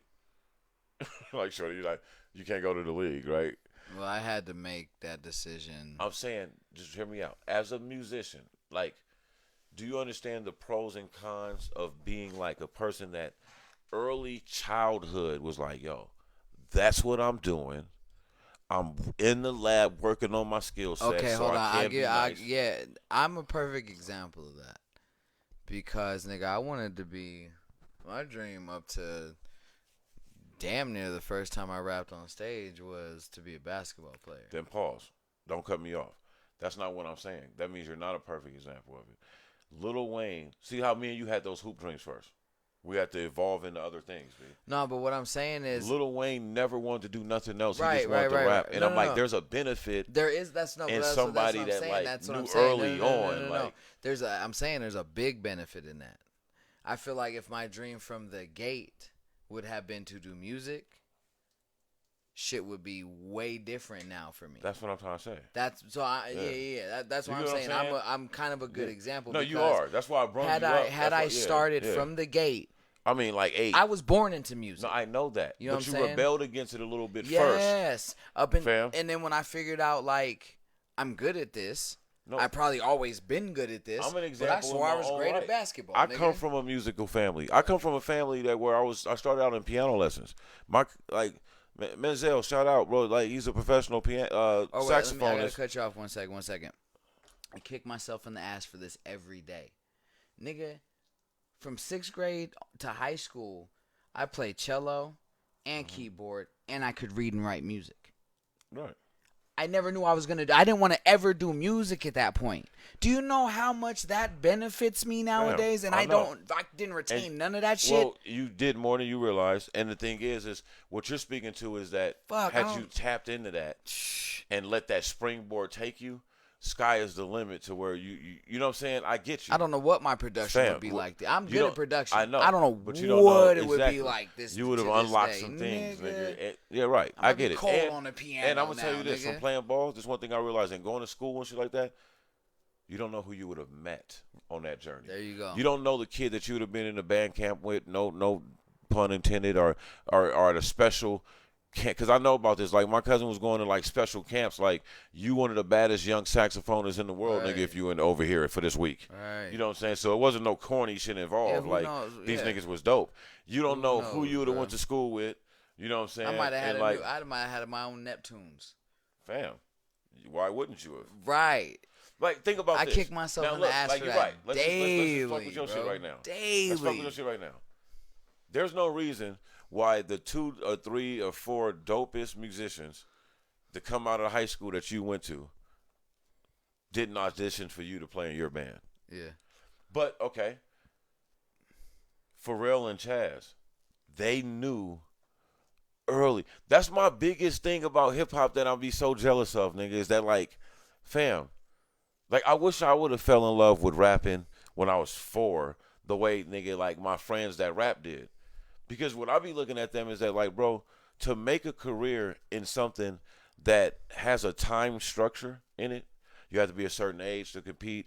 You have to get to a certain size to be viable. Like, that all takes That's all time. sports. That's Yeah. how that takes time, and it's a crapshoot. Fam, while I was doing that, y'all niggas was rapping. Mm-hmm. Why is there no deal? Like, how come you have not even talked to a label? Like, what are you doing? I've been writing and sending tape off to colleges. You ain't been writing and sending tape off to Def Jam, nigga. Because with that mentality, I'd be like, bro, niggas is lucky I don't got a hot 16. If I had a hot 16, every record executive in the country, nigga, would know it and be like, that nigga call you and spit this hot 16, that bullshit ass 16 again. I might get a deal just off annoyance, nigga. Like, oh, we gotta do a dump, nigga. We gotta dump this many funds. Like, nigga, we gotta go sign some people. Hey, call that nigga from Reno, nigga. Or call that nigga from Vegas, nigga, that got the podcast that send that whack ass verse over all the time. Sometimes it just be like that, fam. If you go listen to Jim Jones' story and listen to Cameron and them tell about how Jim Jones basically became a rap star, like, he never was a part of the plan. But He he would wanted just to do like acting and shit. he wanted to do anything but that, Other nigga, than whatever. rapping, yep. He just did like, but he He did just kept, engineering and all types of nigga. shit. If Yeah. Jim Jones was in the studio when Cameron was working on some shit, he wasn't leaving that studio without a new skill set, fam. Like, if the engineer was doing something, Jim Jones was sitting there smoking. Like, son, why you do that? Let me do it. What you do that for? And when you're educated at something, or especially when you're getting paid. Now, if you're creating, you're gonna be like, Keem, get the fuck away from me. I'm creating. I can't do this shit right now. But nigga, if we get into a situation where you're getting paid bread to just basically be here, Yeah, I can. and you're doing some little shit because that's what you do, and then a nigga come over and start asking you questions, you love this shit, nigga. You love sharing information. You be like, bro, no, this is what you do to synthesize this, and when you want to do that, you do this. And if a nigga's really paying attention and has that type of mind, he'll pick that shit up. Right. He might not be, he ain't gonna be as good as you at doing this shit. But he'll fuck around and go in there and actually be able to record a baby session. Like, nigga, we got this song recorded. Right. It sound like shit, but it's recorded. And go from there. Everybody don't have that, dog. Everybody don't have that innovation, man, and that retention to be able to do that. Like, it goes back to the miseducation of shit. I just watch your timeline, bro, and look at the shit that, like, niggas put time into, like, memorizing and knowing in detail. It's like, how you gonna? I don't want to sound like the nigga that's all about money because I'm not rich, but I'm just like, how you gonna get paid off that? Right. How you gonna monetize that though?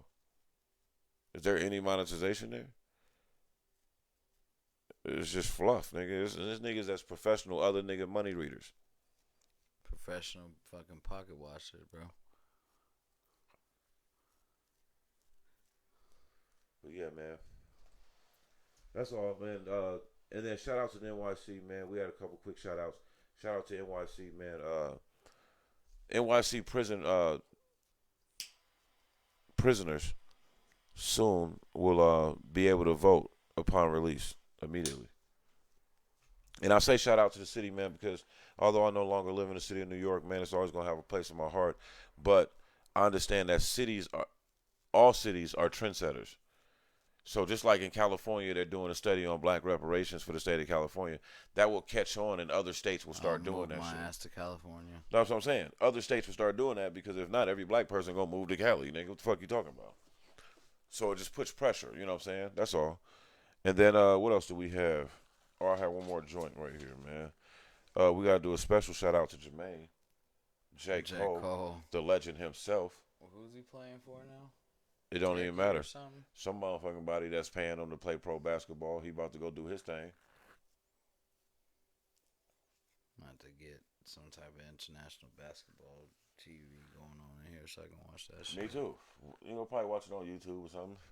And then shout out to J. Cole too because he announced that the album's coming out. I believe this Friday. Is it the off season? Yeah, it's called the off season. The little joint called the Snippet. For Rwanda. Yeah, the little joint called that was called Snippet. The little Snippet joint was hard, and it's hard that he's playing for Rwanda, nigga. That's hard. Shout out to J. Cole for that, man. I'm gonna go get some of them Coles, nigga. Them shit's hard.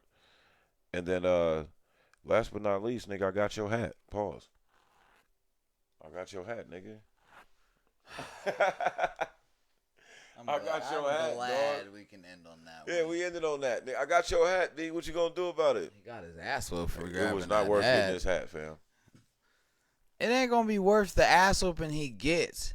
Cause you finna get your brother beat the fuck up. Now you pissed Floyd off. Not just his brother. He's gonna fight both of them on the same day. Is he? That's what I heard. That's what. I was like Mayweather. I said that he should do that shit. That's what the agreement is. That's what makes it kind of ill. Like, okay, I'll fight both of you niggas on the same day. Because all he gonna do is beat and the y'all shit way out bigger both than me, of you. younger than me, but whatever. I'll fight both of y'all niggas on the same day and make a quick 100 M's doing it. He gonna try and knock you both. He's trying to get you both the fuck up out of there quick. I got a feeling, yeah, nigga. Floyd might sacrifice breaking his hand on one of you niggas just to knock one of you niggas out. Cause hey, the funny thing is, this black dude said something that I never knew about black people. Jake Paul got his ass whipped. I seen a black dude in the comments say something that I've never knew about black people, but when he said it, I was like, nigga, that's true. He said, bro, as a black man, I'm speaking for all black people in my culture, especially black men. We find it and take it highly disrespectful for you to take a hat off our head. Really and I didn't even know that until I read that and was like, nigga, I hate that. That is fucking true. You touch my and fucking hat. We don't do that. Like, bro, I'm not going to just grab your hat and take it off. Even if I'd be like, yo, that hat's dope. Let me see that. I'm going to ask you. Like, I don't care how much we yelling, arguing, mad. Nigga, I know if I just knock your hat off, that's low-key like throwing a jab at you, nigga. Like, yeah, nigga. You wouldn't even be wrong if you swung at me, nigga. Like, so he can shoot it. Like, fam, come on. You wouldn't be mad at that shit. Got your hat and then got your ass whooped for it. He gonna beat the shit out of Logan. I can't wait. Yeah, bro. I ain't gonna lie. All you did was make I'm mad at them, nigga. I'm kind of jealous, man. Beat your ass, nigga. What kind of shit I gotta talk to Floyd, nigga, to get a fight? Floyd can jab me up, pause. Nigga, because I'll definitely, nigga, go in there with the shell on his ass. If we ever get big enough on the podcast, just call him. Like call that nigga out for the fades for about 30 mil. Let me get 30. Like, nigga, I live in Vegas. Nigga, what's up, nigga? I'm the king of the city, nigga. Like, shit. Hey, man, yeah, that's funny, bro. Floyd Money Mayweather, man, and at it again. I'm just happy anytime I get to see Floyd fight. I'm not gonna lie. Hey, Florida man, I'm not even hearing nothing you talking about right now, bro. This nigga said, I'm going to scroll down so you can see it. What if Logan KO? I'm not hearing none of what he talking about. I'm going to tell you right now. He's going to make hella money on the rematch. If Logan KOs Floyd, right? That's the biggest if. I'm not saying he would. I'm just saying, but if he did, and let's say they was just like wink, wink, because it's just it don't go against his record. So if Floyd was like, yo, I'm going to let the world see what they really been paying me all these. What if Floyd say, you know what, this is going to be my last time really in the ring for real. And I'm going to let the people that made me a billionaire damn near see what they paid all that money to finally see. No. I'm going to let you I don't think he'll ever do it. He's too arrogant. He'll never. It ain't about arrogance, nigga. I think that nigga's just a champion, nigga. Like, I'm a winner, nigga. And he trains for everything like he's the life to spend on it. So, but we talking shit right now. What if Floyd literally was like, man. Hold on. You can make more money. If Floyd lost and they did a rematch, he would make way more money. I get it, but hold on. We're not going to skip over. Why is boxing becoming a joke? What do you mean? It's always been a joke. What do you mean? Like, it's jokey joke now. But fam, think about who we got Logan Paul and Jake Paul as boxers now, nigga. That's what, let's be real, that's what boxing has come to.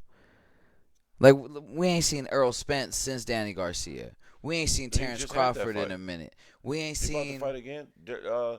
Spence and Crawford. My point is, this shouldn't be allowed, bro. What's not allowed? Niggas could. I don't get what you're saying. Like, these niggas shouldn't be allowed to box.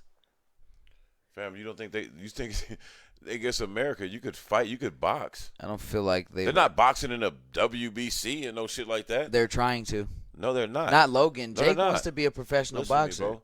If you make millions of dollars doing something, you are a professional.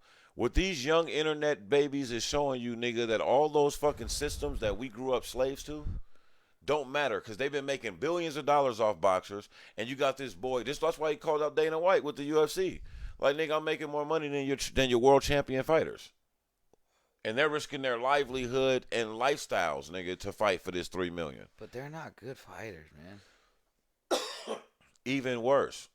Jake's not even a good fighter. He just fights bums. Madonna can't sing. She's one of the greatest pop stars ever, dude. That's America. That's real. She's It's America. Singer. It's America. Horrible. It's America. And nobody's mad at her for it. Nope. Ain't nothing wrong with the motherfuckers. Well, that's because we don't look at Madonna. And she's iconic. We don't look at Madonna as a great singer. We never did. But she's iconic. She has some songs. She has some hits. But the thing is, though, her acting, her fashion career, all that shit stems from what? Her singing career. Right. So all I'm just saying, all I'm saying is that, like, if Jake Paul is making millions of dollars, right, and he's young, and he got the heart of a lion, right? I'm not saying he do or he don't, but let's say he fancies himself that he does. Mm-hmm. And he trains out there in the Mayweather gym, because we've seen that footage. He trains with all these elite fighters in these elite gyms and shit like that. And he's training with the very same people that are training boxers that are slaves to systemic contracts. And he can make the public and his public yielding power of the fan base that he has. See, a lot of these boxers need these boxing promoters to get fans. This nigga comes in with $19 million, 19 million fans that buy his every word, right? I hate both of them, dude. So you set up the fight, and you're able to get the same type of pay-per-view numbers as pro boxers and heavyweight chat, all that, nigga. Hey, bro, this is America. That's why there's a lot of fighters trying to fight on his undercard, because they'll make more money fighting on his undercard than they do defending their title. Would you feel the same way if niggas was letting the NBA like that? I would be jealous as fuck if a nigga that had more YouTube followers than me got to use that to finesse his way. Fam, I was about to be jealous if J. Cole made the league. You don't think I was about to be jealous if Mo Bamba got drafted?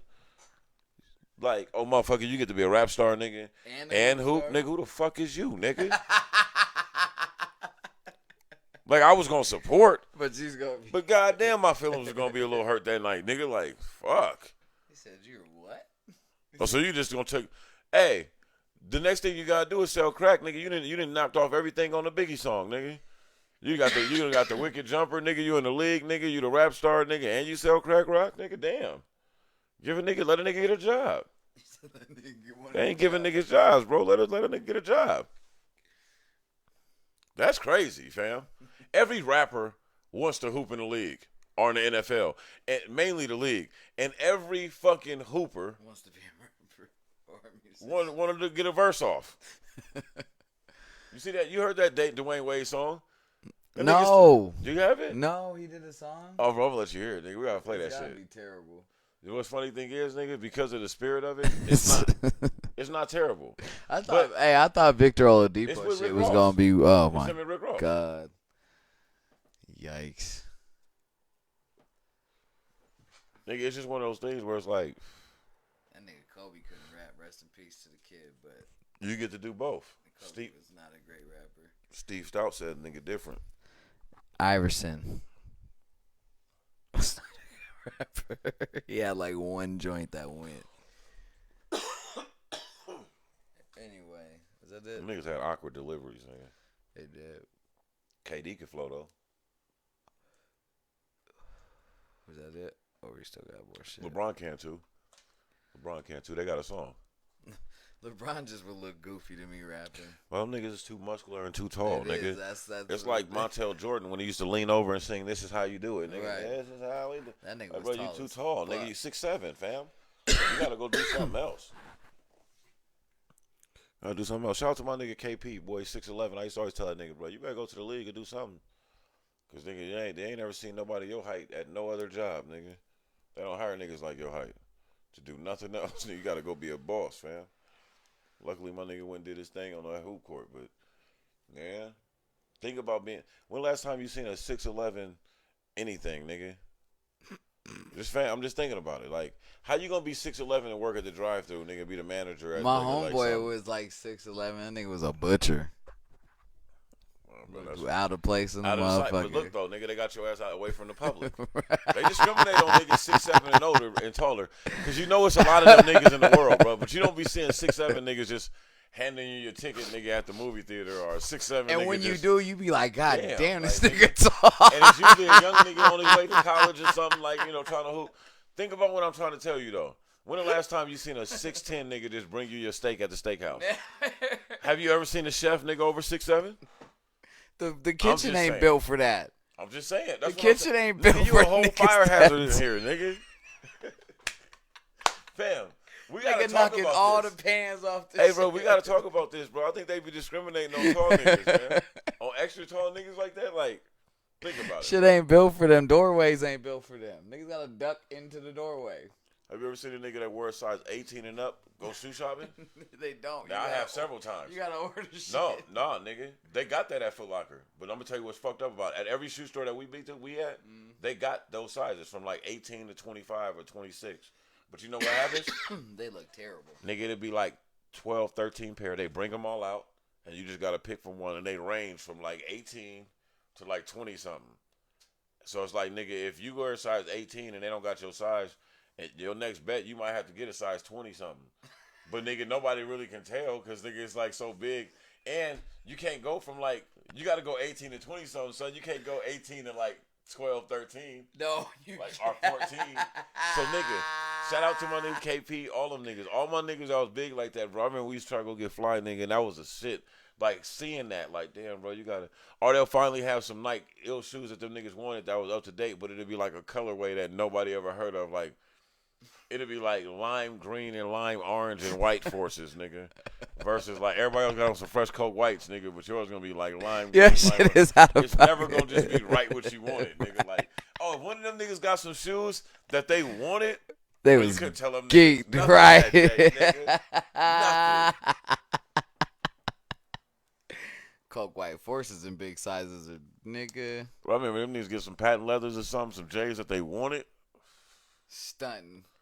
And I remember that, like, damn, I really take it for granted that I could just, I'll be mad when a nigga got to go to another store. Right. When they be like, oh, they got them on hold for you, but you got to go to our other store. I'm like, damn, man, fuck. At least, shit. At least they got them. Oh, these niggas you don't even get to say, well, we might have something in black. We don't have all black, but we got something majority black.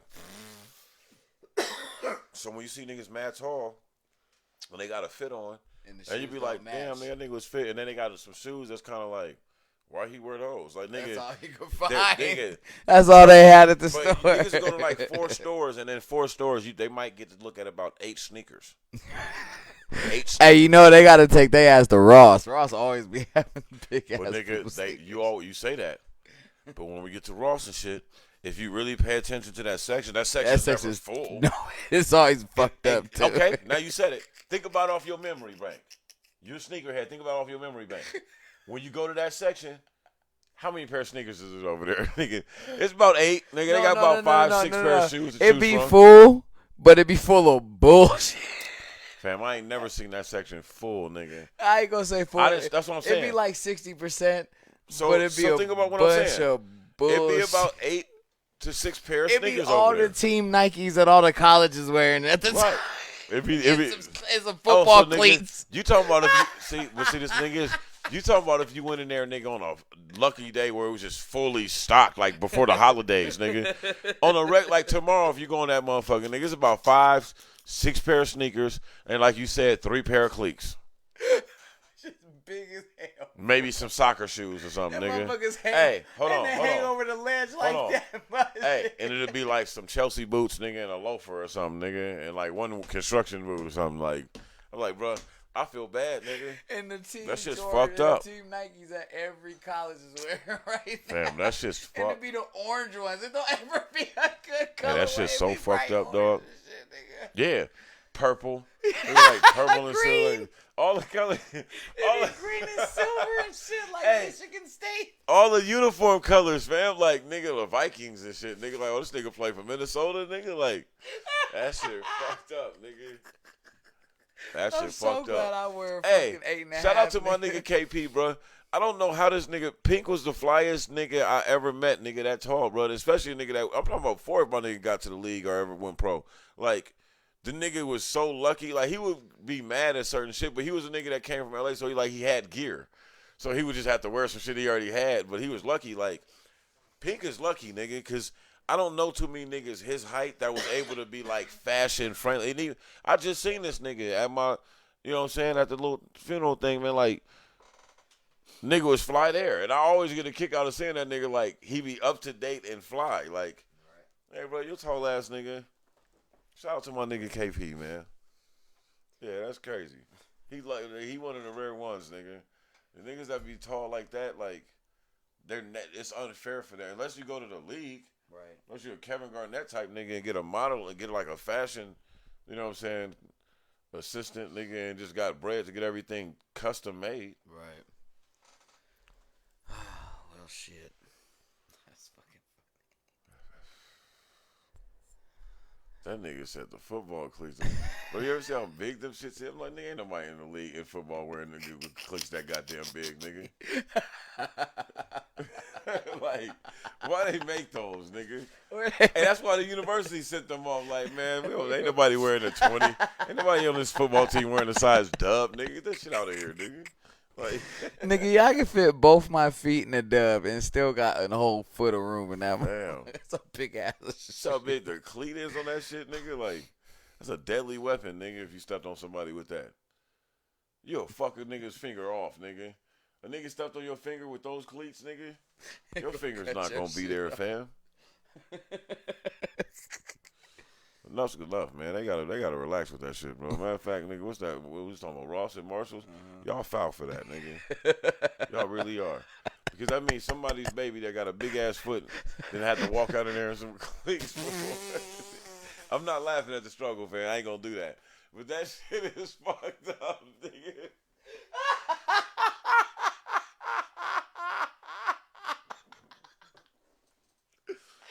Oh shit.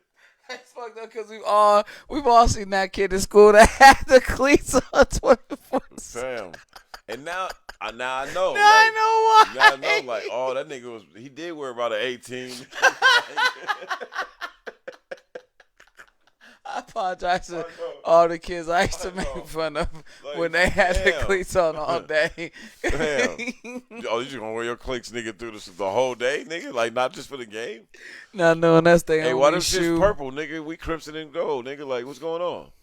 Oh, y'all got the purple edition jerseys tonight, nigga?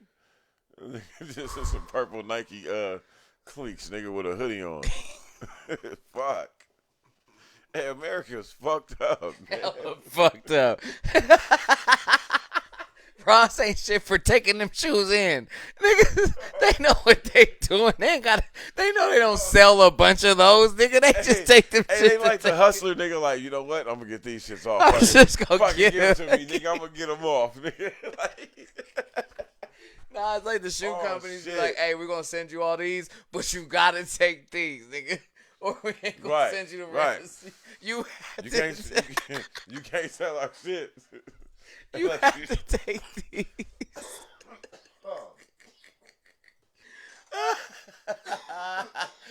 I'm just glad I was never had to be that kid. Had to leave with the cleats, nigga. That's fucked up, man. Mama, I want the cleats. They're the only ones that fit. Fam, having the cleats be the only one that fit. I would cry, nigga. I would be so upset, bro. I'd be like, give me the loafers. Oh, shit. Nigga, certain age, it don't even matter, nigga, I wear slippers to when you at a school certain age. size, it, like, bro, like, think about it. Go to Walmart. You can't even go to Walmart and get a nigga a size 18. The fuck you gonna do? Like, that's fucked up. Like, they should. This is gonna sound fucked up. Right? Like, hold on. This is gonna sound fucked up, but I ain't even trying to be fucked up, man. Niggas that got a size 19, 18, 19 and up, nigga. That's a disability, bro.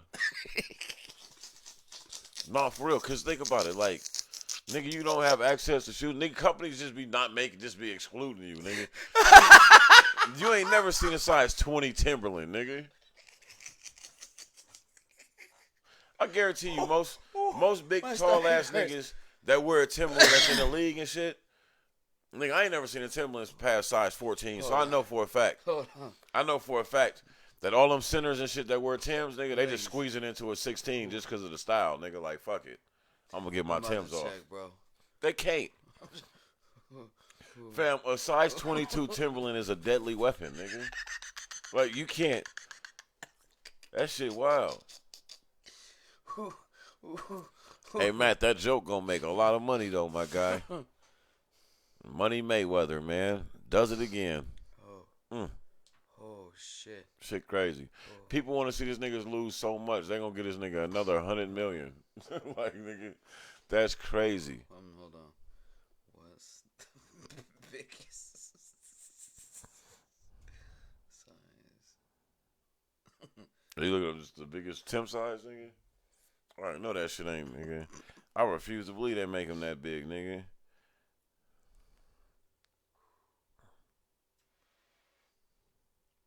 I gotta know. No, we talked about it.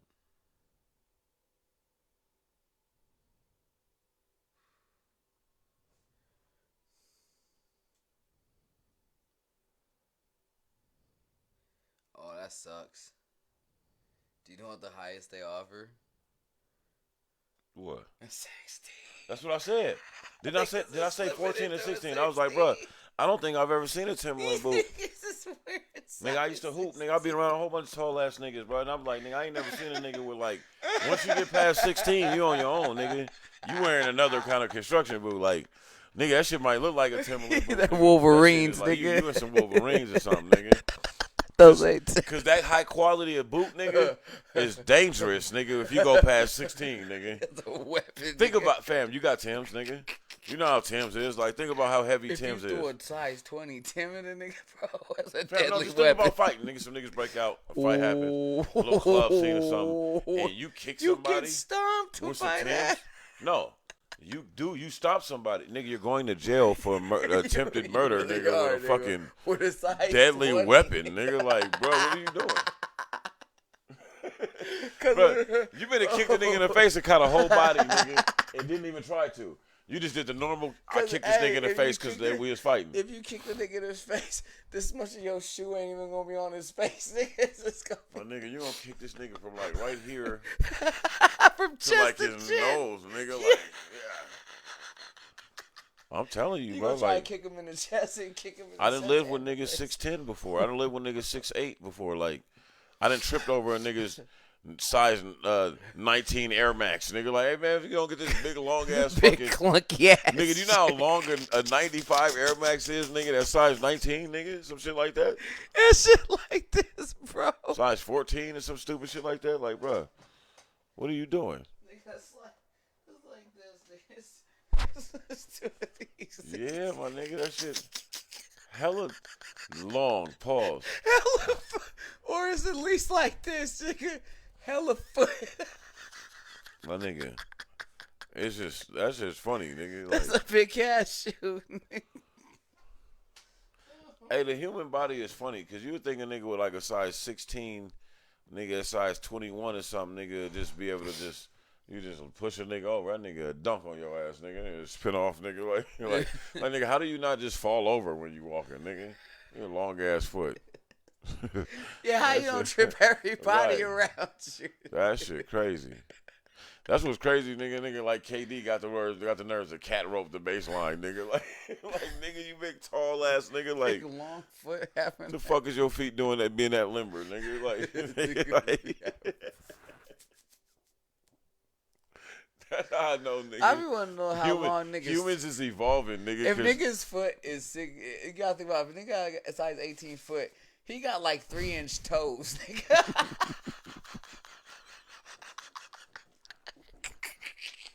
Nigga got hella toe, nigga. His toes is mad long, nigga. Stupid toe, They bro. gotta be long.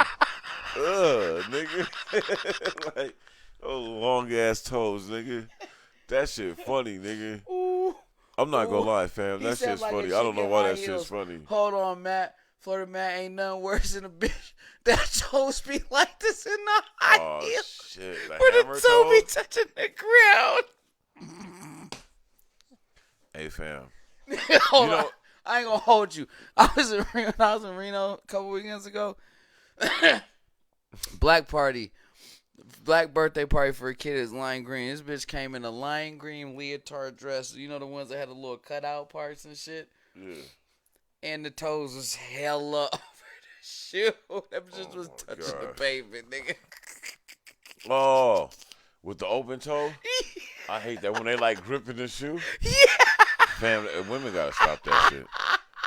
That shit's not attractive. Try the shoe on first and walk around the store. If you see your shit slipping, to or get put the little grip, little thing in there so your foot don't slide down. Tape that shit or something, nigga. Don't go over that motherfucker like that. That look horrible. Ooh, Hey, that I'm gonna shit be honest with y'all though. The worst thing ever, especially now that like skinny jeans is in and shit Right. for girls and shit, everybody like that. You ever seen a bitch in like some skinny jeans, fam? And she just got on like a regular white shirt or something, nigga, some like blue jeans, but they tight and they skinny fit.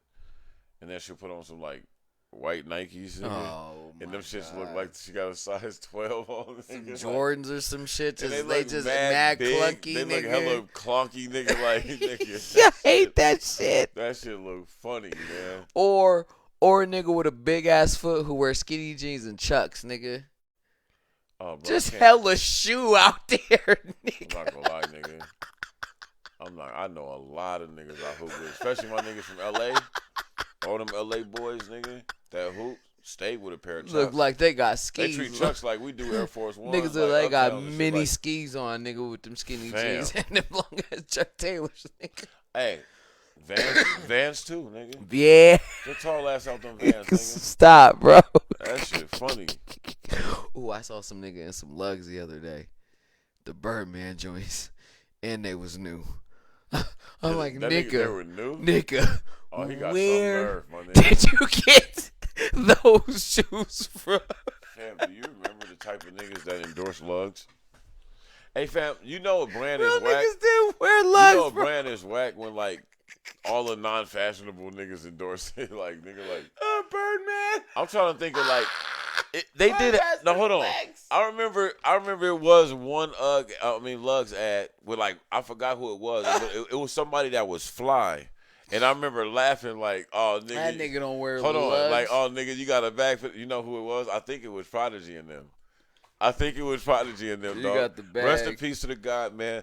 I think it was Prodigy. I remember me and my nigga Hype was looking at that shit like, bro, you see this nigga Prodigy in this Lugs ad? How much they pay him for that? Like, nigga, look how he even rocking it like some Timbs, nigga. Like, nigga, he don't rock those. Broke niggas wore lugs, bro. Or just niggas that wasn't fashion forward, nigga. Like, niggas. Lugs was cool. Niggas man. Wear lugs, bro. Fam. We didn't wear lugs. I could never. There was never a pair of lugs. I was like, nigga, I gotta rock. Nigga, no. That was the ugliest wheat boot I ever saw, nigga. And I remember when they tried to, and this is the thing too, especially like where we was at on the West Coast, like. Oh, that was the worst wheat boot. I seen niggas already starting to play with the like gum variation on the Timbs and shit. Yeah. So I had already seen niggas with the like light wheat on the white bottoms, nigga, in the snow, nigga, with the white on white, like nigga, that was already doing that. Right. There was like the snowdrops, like, right.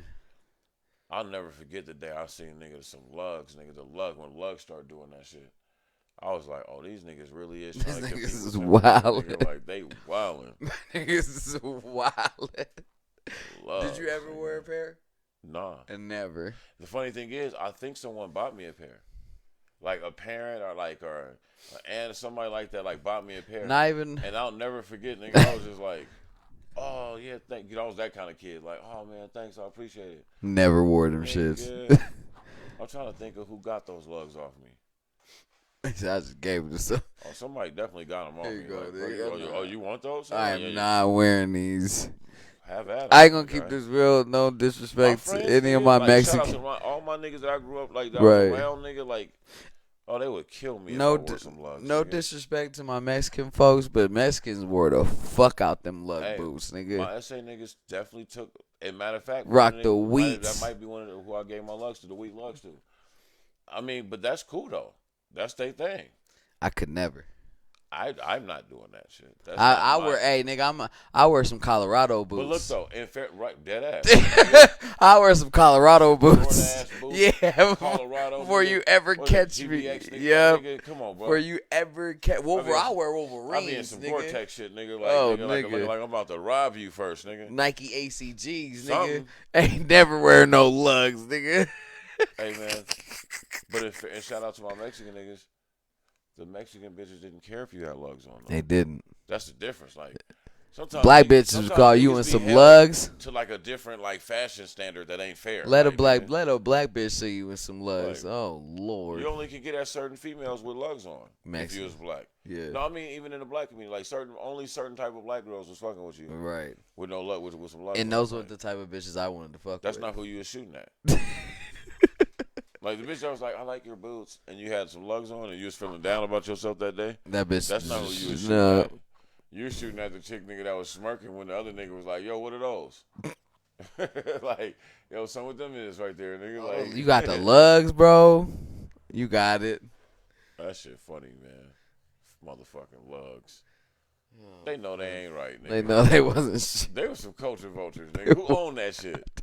It wasn't no niggas. I want to see nigga who the fuck own lugs. They wasn't no niggas, if bro. If it wasn't niggas, definitely this nigga that look like somebody. He got hoop earrings in, nigga. Still to this day, nigga. He still wear hoop earrings. Oh, shit. That shit funny. Fuck it. Only certain niggas can get a hoop earring off, nigga. Jordan is the only nigga that can get a hoop earring off still. My brother Dex be wearing the hoop earrings, nigga. And I used to want to clown that nigga, but like every time we used to be out, we young too. They were like, nigga, take that shit off. Every time bitches be like, oh, I like your earrings. Like, man, fuck you. Still take them shits nigga. out, nigga. Yeah, you pretty motherfucker. Never liked you anyways. No. Fucking, that's a good place to wrap. Great place to wrap it up. You know what I mean? These edibles and hit, man. I'm ready to go home, lay that down, pause it. Oh, and, man. Yeah, we'll be back up again next week. It's another episode of the Always Talking Shit Show in the books. I'm your host, Talkin. I'm your host, Akeem Sincere. And like always, as we tell you after every episode, fuck how you and yours feel. New Always Talking Shit Show.